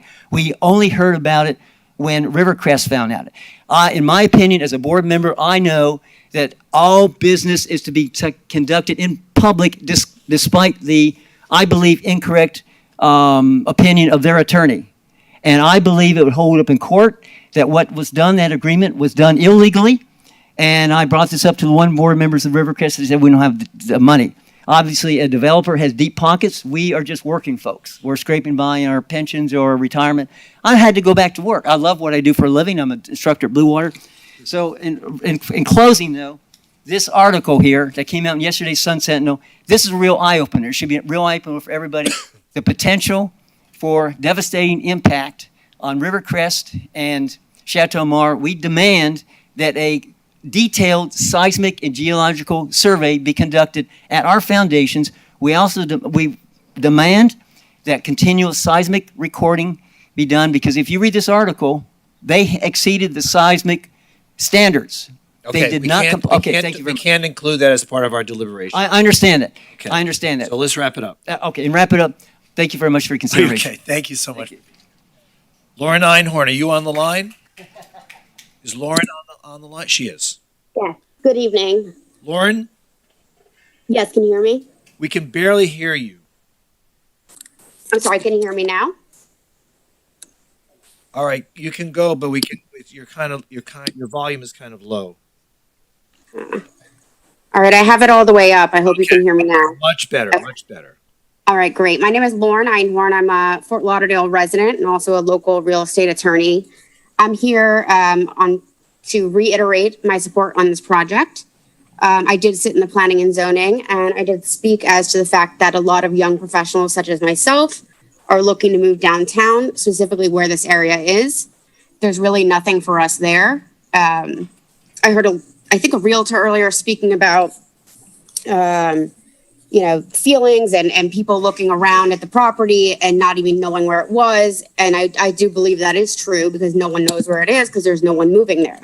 This project is exactly what the city needs. Unfortunately, the city doesn't grow on feelings, it grows on economic support. And there's a large group of us young professionals who want to move back downtown, support the economy, and watch downtown grow. I respectfully request that you guys support this project and thank you for your time. Okay, great. Thank you so much. Steve Cravens, are you on the line? I'm right here. Oh, you're here. Okay. Followed by former Mayor Jim Noggle, followed by Coleman Pruitt. Mr. Cravens. How are you? Good. I moved here 43 years ago from New Jersey, drove in on Commercial Boulevard, and I couldn't believe, I love the climate, November of 78, but damn, there was no construction control of anything. It just looked like, New Jersey, everything's pretty organized, but the climate's beautiful, so I didn't care. 7 months ago, I live in Coral Ridge, I bought an apartment in 405, in 818, number 405. And it's a fantastic building, unbelievable. I work on Las Olas for the last 20 years at 315 until this pandemic, still there. And I never really noticed that street. I've ridden my bike around. I said, boy, this is really like old Fort Lauderdale. But now, of course they're going to build. I knew the place was a dump next door, but why wouldn't you build a building that's compatible with the rest? Why does everything have to be? Why does this cancer? All right. Buildings going up If you want to everywhere. applaud from me, that's okay, but not. I'm just saying, think about it. When I moved here in 1970, there was Landmark Bank Building, only high-rise. So everybody gets more tax revenue. To go from my house on Commercial Boulevard to my apartment is a half an hour. I don't know how to get there. It's a nightmare. But I love Fort Lauderdale. I would have left like some of my friends because I couldn't take the hand. Why do you have to keep approving just because you're making money, a lot of money, because you're to sell 800 square foot apartments to people say they're moving? You're going to move with your kids to an apartment, 800 square feet. Give me a break. Nobody's moving in there for 800 square feet. Listen, what I want you to do is drive on that street. What I did, hadn't done in 20 years, and look at that project, that 100 feet. I mean, why didn't the city buy it and make it a park? But why didn't you, and you know what? You know why my friends are moving? Because there's no open space in this whole damn county. There's nowhere to go. You either go in the ocean, go with the alligators, or play golf. Okay. Why don't you leave some space? So listen to me, before you do anything, I know it's money, big money coming in. Why can't you, every other culture has buildings that sit in for 100 years. Okay. Why do we have to build a monster? Then the cancer spreads. Our building will get bulldozed. You'll build another monster. Why don't you give it? And then I was out of town. I was in Wyoming, a beautiful place, nobody around. But I wasn't aware of this. And all of a sudden, they make a deal like this? Well, wait a minute. What is this, like the Fuhrer? Okay. Thank you so much, sir. We should have a say. And before you do anything, you guys, it's only a couple minutes away, drive on that street and tell me what you think if that makes sense. Okay. Please, Thank you, before you sir. make a decision, drive Thank down you. that street. Please. Thank you so much.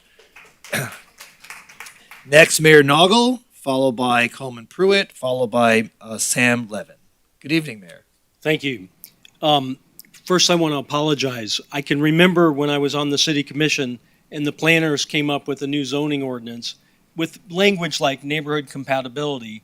The city commission felt a little uncomfortable approving projects and just leaving it up to staff and the planning and zoning board. So I think this commission call-up is something that we came up with in case we had a case of planning and zoning gone wild or something like that, that we would be able to discuss it.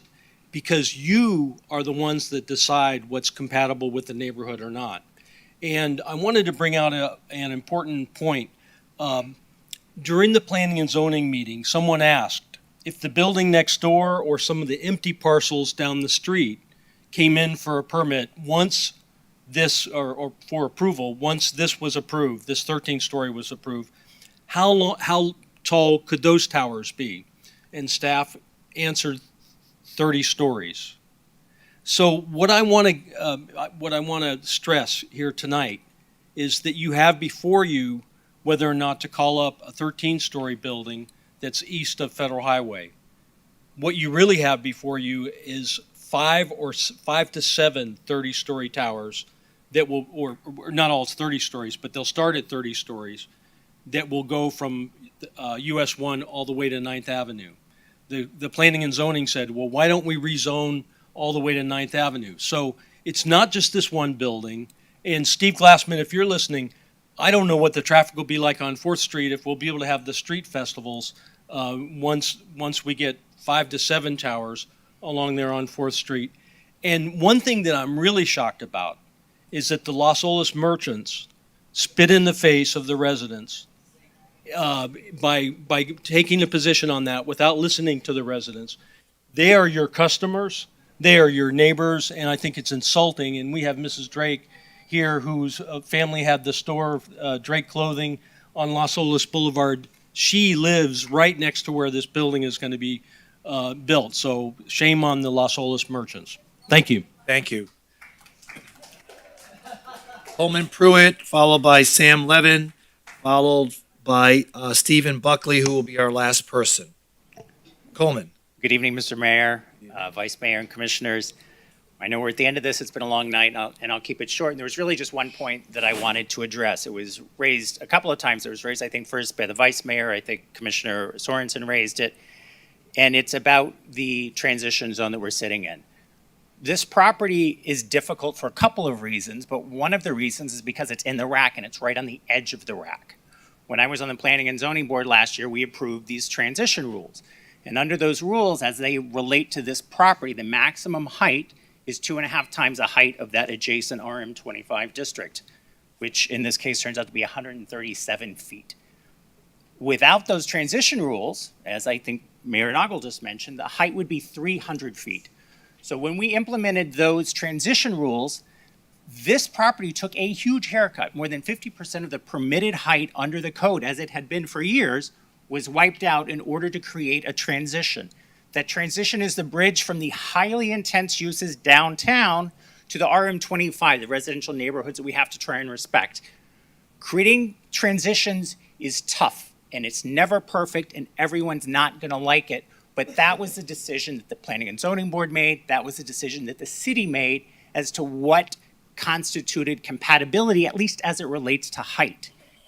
There's been a lot of talk about compatibility, and there are lots of factors that go into it. But I think as to compatibility, I think that's where the city drew the line and said, this is what we believe.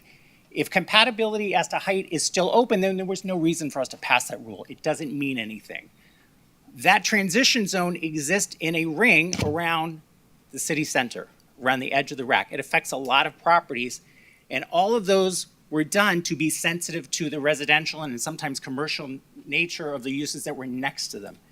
It's important that we encourage that development because that's protecting the residential neighborhoods. It's intended to protect the residential neighborhoods from the highly intense uses downtown, which are only going to get more intense. So I encourage you to support the project. I encourage you to respect the transition zones that were implemented. They may not be perfect. We may be able to do better work next time, but that's the law of the city, and I encourage your support. Thank you. Great, thank you, Coleman. Sam, followed by Mr. Buckley. Good evening, Sam. Good evening. I just moved, I'm sorry, I moved to this area just a little over a year ago, and because it's such a nice neighborhood to walk through, I've lost 30 pounds. Good for you. And I have a feeling that with the additional traffic and with the additional congestion, I'm not going to be losing any more weight. So my doctor has an objection. Beyond that, every great city, Philadelphia, Baltimore, and European cities have soft cores where they have walkable neighborhoods and a walkable commercial area that attracts both tourists and locals. It's an intimate area, and every great European city is like that. And it seems odd that we are turning back the clock and becoming Manhattan, because as was mentioned here, once this building goes up, we're going to see 20, 25, 30-story buildings, at least all the way to 9th Street. And the diffusion from there is going You to mean be. Ninth Avenue? You mean Ninth Avenue? No, I'm sorry, Ninth Avenue. I beg your pardon. You know, and this is an ineluctable process. So if you don't stop it, you're going to create more problems for yourselves. And it's a short-run benefit for a long-run structural cost. All right. Thank you, sir. Thank you so much. Mr. Buckley?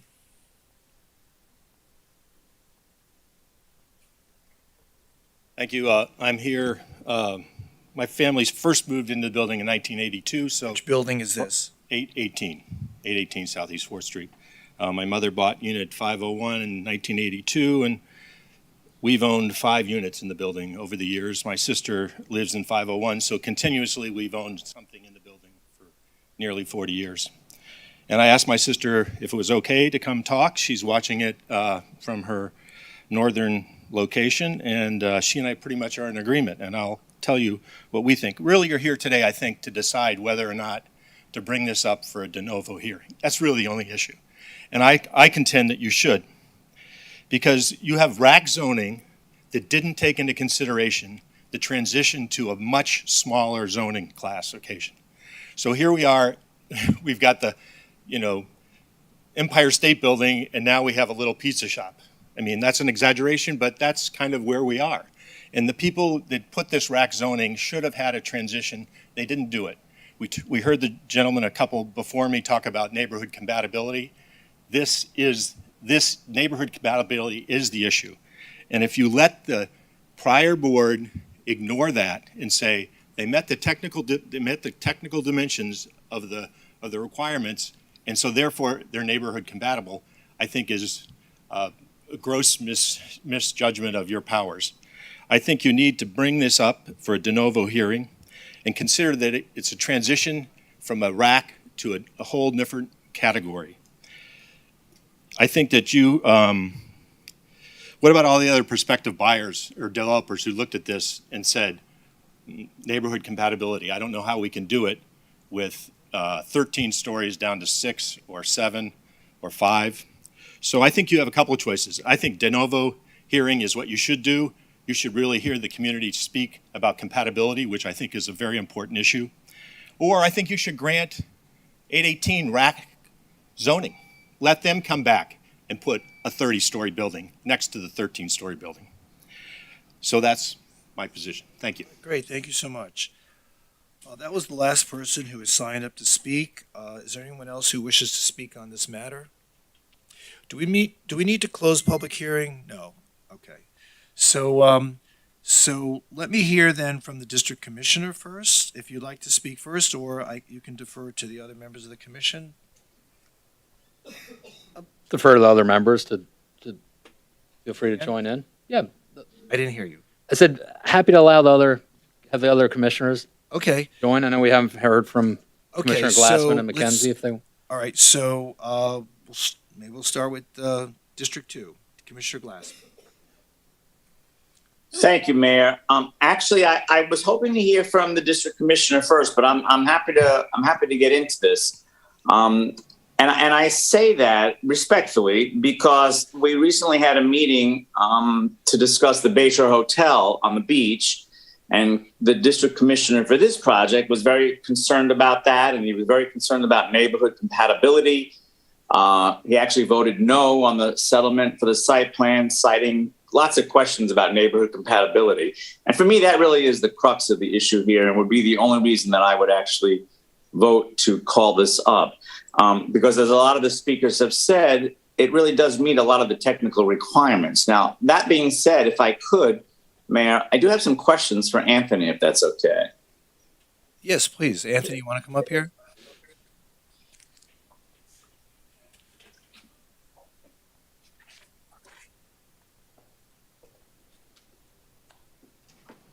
Good evening, Commissioner Glassman.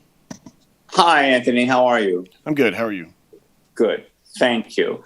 So when I look at, and I did look at this a lot, and again, I do want to have a further discussion with the district commissioner because I'm sure that he has spent a lot more time on this than I have by speaking with the neighborhood folks in his district, and I would defer to him on that. But my questions to you are this. Under the City Commission request for review on page 2 of 3 on the CAM, and I'm going to quote, the City Commission may adopt the motion to set a hearing to review the application if it is found that the new project is in an area which, due to the characteristics of the project and the surrounding area, requires additional review in order to ensure that development standards and criteria have been met and to ensure that the area surrounding the development is protected from the impacts of the development. What does that mean, to ensure that the area surrounding the development is protected from the impacts of the development? Well, typically, as it's been applied in the past, it's looking at what this project does in terms of its impacts to those developments from shadow, mass scale, traffic, those types of things. So in that language, it's a little broad, but it is very similar to what you see in the neighborhood compatibility section. Okay, and we'll get to that in a second, because as I said, I really do believe that that's just about the main topic here and probably elephant in the room when it comes to this particular project. So if I look at Exhibit 3, page 2 of 6, under the Regional Activities Center requirements, it says under quality of architecture, in regard to specific dimensional standards in the DMP, the Downtown Master Plan, the applicant is requesting site-specific alternatives for building height, tower step back, and tower separation as follows. And then it gets into the building height, it gets into the tower step back. And under tower step back, it actually says, and I'll quote, however, the step back increases to 30 feet when the adjacent right-of-way is less than 60 feet in width. Southeast 4th Street is a 50-foot right-of-way, and therefore 30 feet would be preferred by the Downtown Master Plan. As proposed, the building contains a 15-foot step back fronting Southeast 4th. So if 30 feet is the preferred by the Downtown Master Plan, why is the 15 feet okay? So as stated in the commission agenda memo, the item came in before the November 20th change to the ordinance, which allows the applicant to request alternative designs with the intent of meeting the master plan. So it's up to the applicant to argue how that does meet the master plan, but it does allow them to do that. The change that happened after November 5th would require them to come directly to the city commission. However, as we're under the previous ordinance, it can go to staff, but in this case, because it requires a site plan level 3 to the planning and zoning board, it would have been their decision. Okay, so would that be the same logic then that you're talking about with regards to the next topic, the tower separation? That's correct. Okay, thank you. The language in the older code says preferred. It does not say shall. It does not say it's required. It says it's a preference to meet the intent. Yes, okay. Next, under adequacy and neighborhood compatibility. So the neighborhood compatibility criteria of the ULDR section 4725.3 include performance standards requiring all developments to be compatible with and preserve the character and integrity of adjacent neighborhoods. What does that mean? Well, it means that the intent there is to ensure that I think what the code is trying to say, it acknowledges that you're going to have changes as you move through time, because you have various areas of the city, and we see this quite often, even with single-family residences, single-family homes that were built to a single story, but the residential zoning district would allow 3 stories. So the code acknowledges in certain areas of the city where neighborhood compatibility applies that you will see some gradual increase in development intensity or density subject to the limitations of the ordinance. It's trying to get the city to recognize what that character actually is, and that those incremental steps are taken in a manner that doesn't negatively impact its surroundings. Okay, so if you keep that thought, and then I'll keep reading here, because then it says the development shall include improvements or modifications either on site or within the public rights of way to mitigate adverse impacts such as traffic, noise, odors, shadow, scale, visual nuisances, or other similar adverse effects to adjacent neighborhoods. So how do you square that then with the project that went before P&Z in terms of what I just read to you? Well, as I stated earlier, in this case, the Planning and Zoning Board would have been the deciding body on that. I would defer to the applicant to make those arguments of how it does mitigate those impacts. We moved it forward from a staff perspective in relation to it meeting the minimum requirements to be placed on an agenda. So then it goes on to these improvements or modifications may include but shall not be limited to the placement or orientation of buildings and entryways, parking areas, buffer yards, alteration of building mass, and the addition of landscaping walls or both to ameliorate such impacts. So again, so you're saying that that was under the discretion of the Planning and Zoning Board to see if that was met. In this case, yes, because of its location on the waterway, it had to go to site plan level 3. Okay, thank you. I'm going to go down a few more paragraphs. We're still under the adequacy and neighborhood compatibility.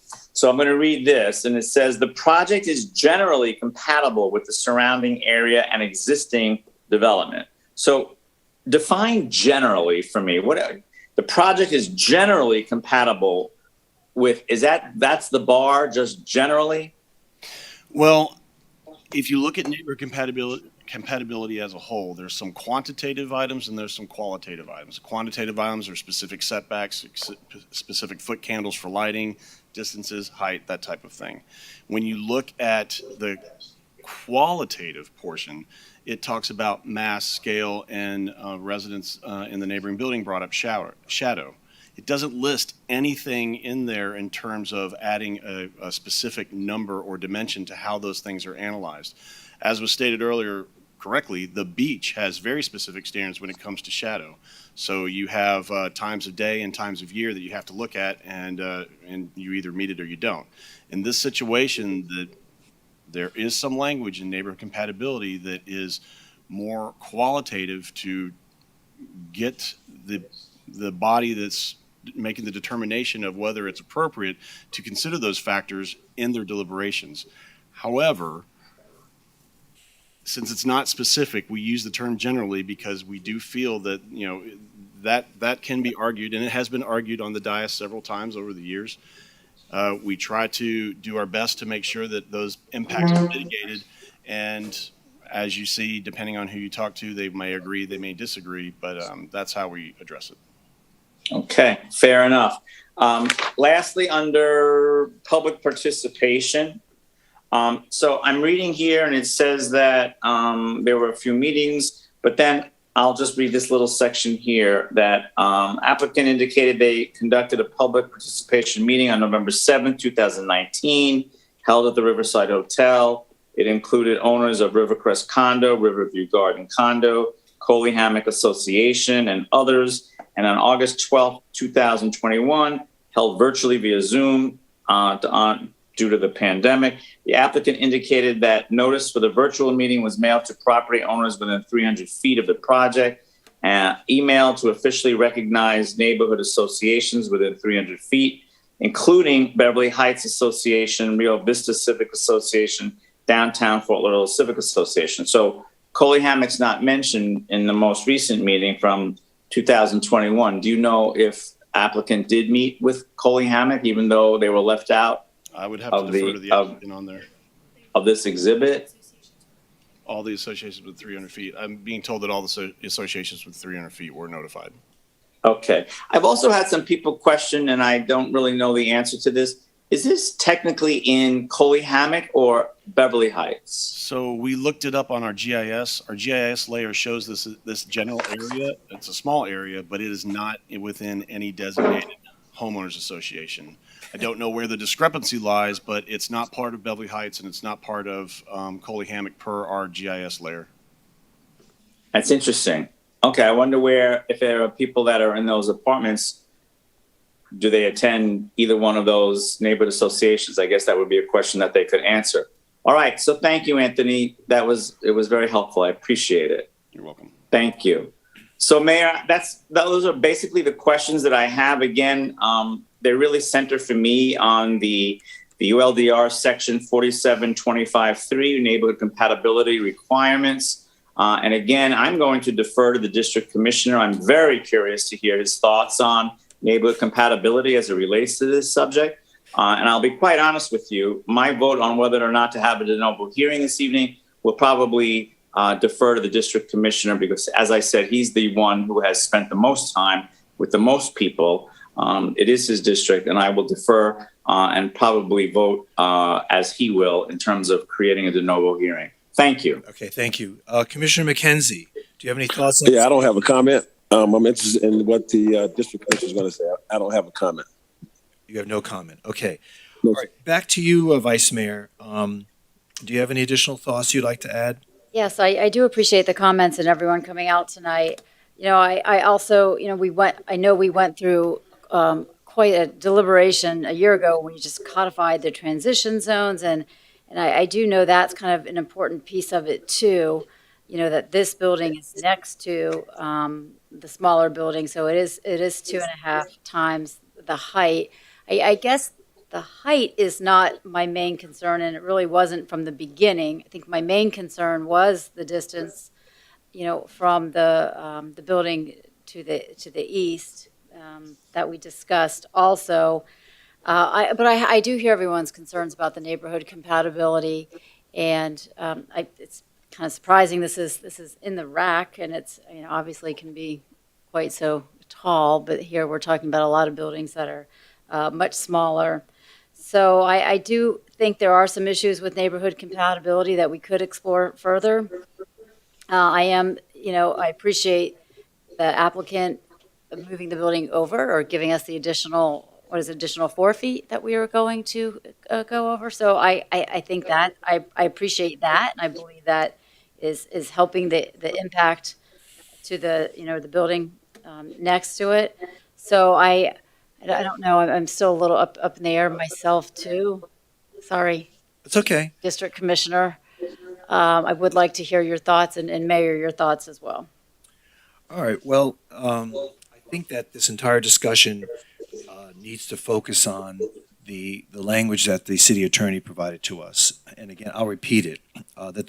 So we must, the city commission may adopt a motion to set a hearing to review the application if it is found, quote, that the new project is in an area which, due to characteristics of the project and the surrounding area, requires additional review in order to ensure that the development standards and the criteria have been met, and to ensure that the area surrounding the development is protected from the impacts of the development. So, I had the opportunity to go out there and I walked the property this weekend, and I spoke with a few neighbors that live in the area, none of whom were really in favor of the project. But that's not really a scientific survey. That was just anecdotally. I am concerned about this project because it is very intense development. It's almost like we're looking to shoehorn this building into a very tight spot. And whether it be height or whether it be setback or step back, I'm just very concerned about the intensity of this development. I think we can do better. I think we can respect the street. The street has a very low impact kind of environment. I think that the two buildings that are adjacent to this site probably were seen as obnoxious when they were built, because there was only 1 and 2 story buildings when those two buildings were built. But they sort of set the character of the area. Plus, keep in mind that right across the river, and it's a very narrow river, are single-family homes, which are going to be tremendously impacted by a 136-foot building. So I'm going to vote for a de novo hearing. I think our community deserves something a little bit better. I fully respect the developer and their willingness to invest in our city. It's a welcome opportunity for the city to continue to grow and to evolve.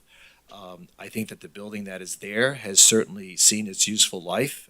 It's not been kept up like we would like to see buildings kept up, especially in an area like like the commercial environment of Solis Boulevard. We're an up-and-coming city, and I think we can do better. I always campaigned on the idea of trying to protect the integrity of our neighborhoods while still allowing for new development. And we can do both. It's done. It's doable. And I think that we can still see a good building here. I like the design of this building. I think that it sets a new standard of development on that street. And I welcome the idea of something like this replacing what's there now. It is a very, very, very tight lot. In fact, it's like someone said tonight, it's almost the size of a typical residential lot. So I think that we need to go back and talk with the developer and try to see if we can work something else out. Someone else pointed out that with the Alexan project that started out as 21 stories, and we were able to bring it down significantly in order to meet the neighborhood compatibility requirement.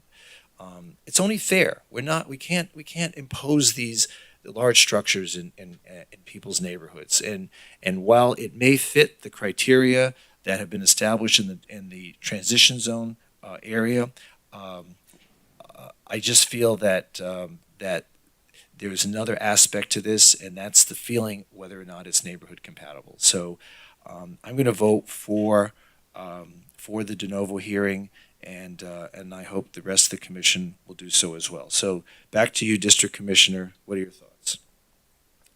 Thanks, Mayor. Appreciate it. A few more questions.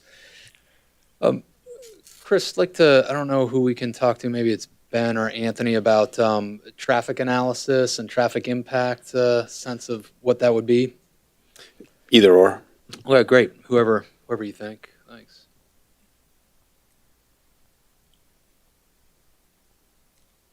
I voted for Ben, but he sent me up instead. Okay, he lost. Go ahead. Talk to me about the evaluative traffic impact of this possible project. So as with any development in the city, there's a 1,000 net new daily trip threshold for a full-on study. In this case, they only had 306 net new daily trips, so they merely had to provide a traffic statement. And I believe the applicant probably has professionals on their team that can talk about the details of the actual traffic statement. Okay, thanks. Yeah, I'd like to, if you could, please. Oh, they're not here. Okay. Okay, yeah, if you could give us, please.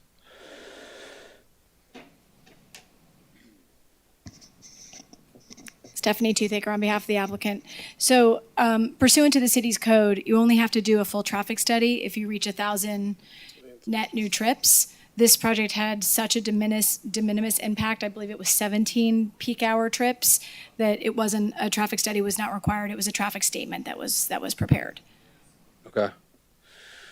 Okay, great. Do you know, has Rio Vista neighborhood taken a position on this? They did not take a position. I did speak to many of the neighbors that are on the waterway that face the project, and I can tell you that two of them expressed their extreme support. I didn't bother to get a letter, but I did meet with them. I did talk to them about it, and they were supportive of the project. They were the ones directly across from us, other than obviously Mayor Noggle. Okay, great. Thank you. Anthony, if you can walk us through the zoning here. So let's see. So if we go to the west of 818, we've got Chateau Mar, right? That's correct. And the zoning for Chateau Mar allows for what right now? I believe they can go up to the maximum of the zoning district because they're outside of the transition zone. Yeah, that's my understanding too, which is 30 floors. 30 stories, yeah. Okay, so they're at 30 stories. Then just to the east of them, 818 is at 100, what is it? It'd be 55 feet under the current ordinance. I'm not sure what the building height is and if it meets that or not. No, 818 can go up to one. I'm sorry, are you talking about Rivercrest or? I'm talking at 818. Sorry, 808. 808. So 808 can go up to 137. 137 and 137.6. 137. Sorry, 808 is 137. And then Rivercrest can go to 55. 55. So the transition zone of going to 137 is, the idea is it's stepped down from 30 stories to 137 to 55 feet, right? Yes. So, in other words, if Rivercrest were to be purchased, you can only go up to 55 feet. You couldn't do anything more than that. That's correct. Okay. Great.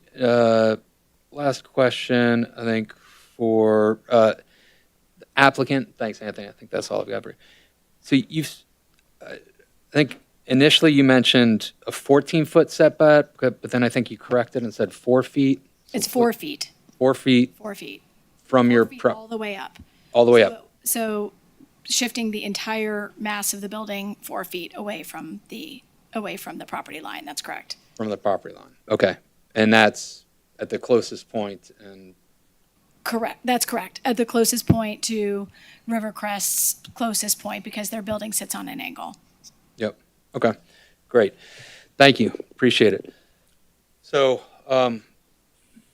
Mayor, I think this is a very difficult one. I think there are valid concerns from the neighbors. I think there's also, when we look at the property rights and transition zones, I think this meets the requirements. I think the increased setback that has been given is what makes me a little bit more comfortable with this possibility. And I think that there's going to be a building built there, and I think with the setbacks and consideration that I don't see the standard for the de novo. Thank you. Okay. So any further questions or comments with regard to this? We'll take a vote. Someone like to make a motion, introduce the item? Introduce it. I think it's a motion, so I'll need a Motion. second. So I'll need a second. Well, what's the motion? Yeah, what's motion are you making? The motion to deny the request for review? Yes. Okay. So a vote yes is to, Is no de novo. a vote yes is no de novo, Correct. If you get a second. if you get a second. Do I hear a second? I don't hear a second. Okay, does anyone want to make another motion? I can't make a motion. Hold on a second. What would the opposing motion be? His motion was to deny the de novo review.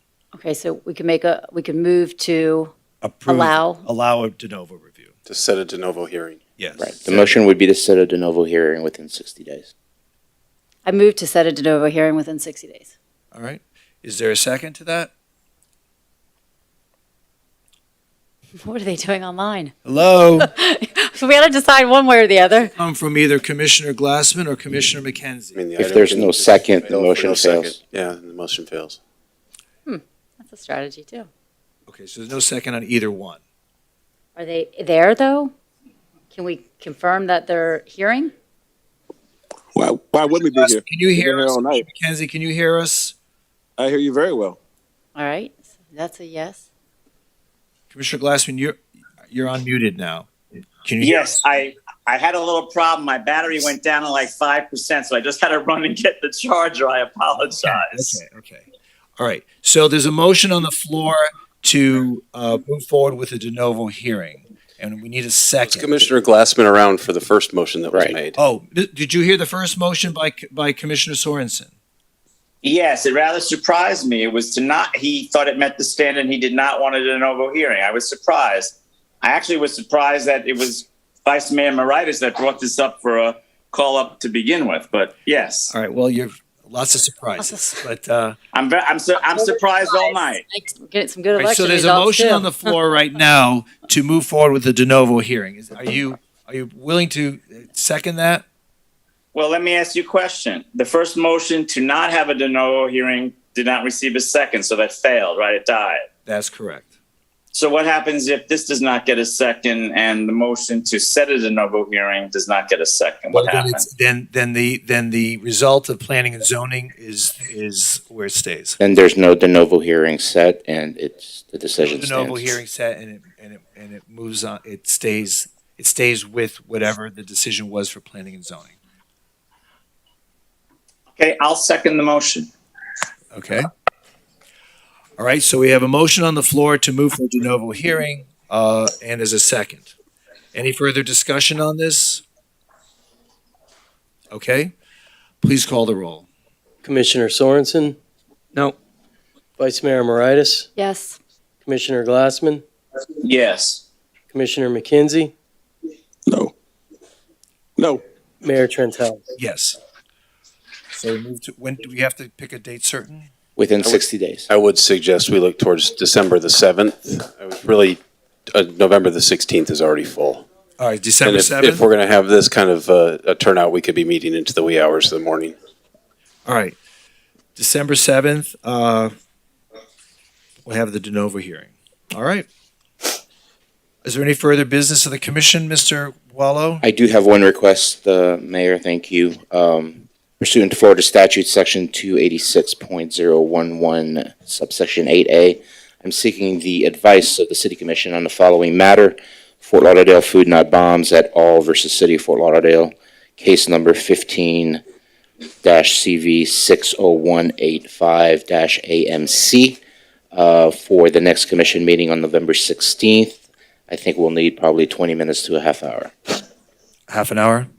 20 minutes to a half hour. Do you have news to report to us? Yes. Okay.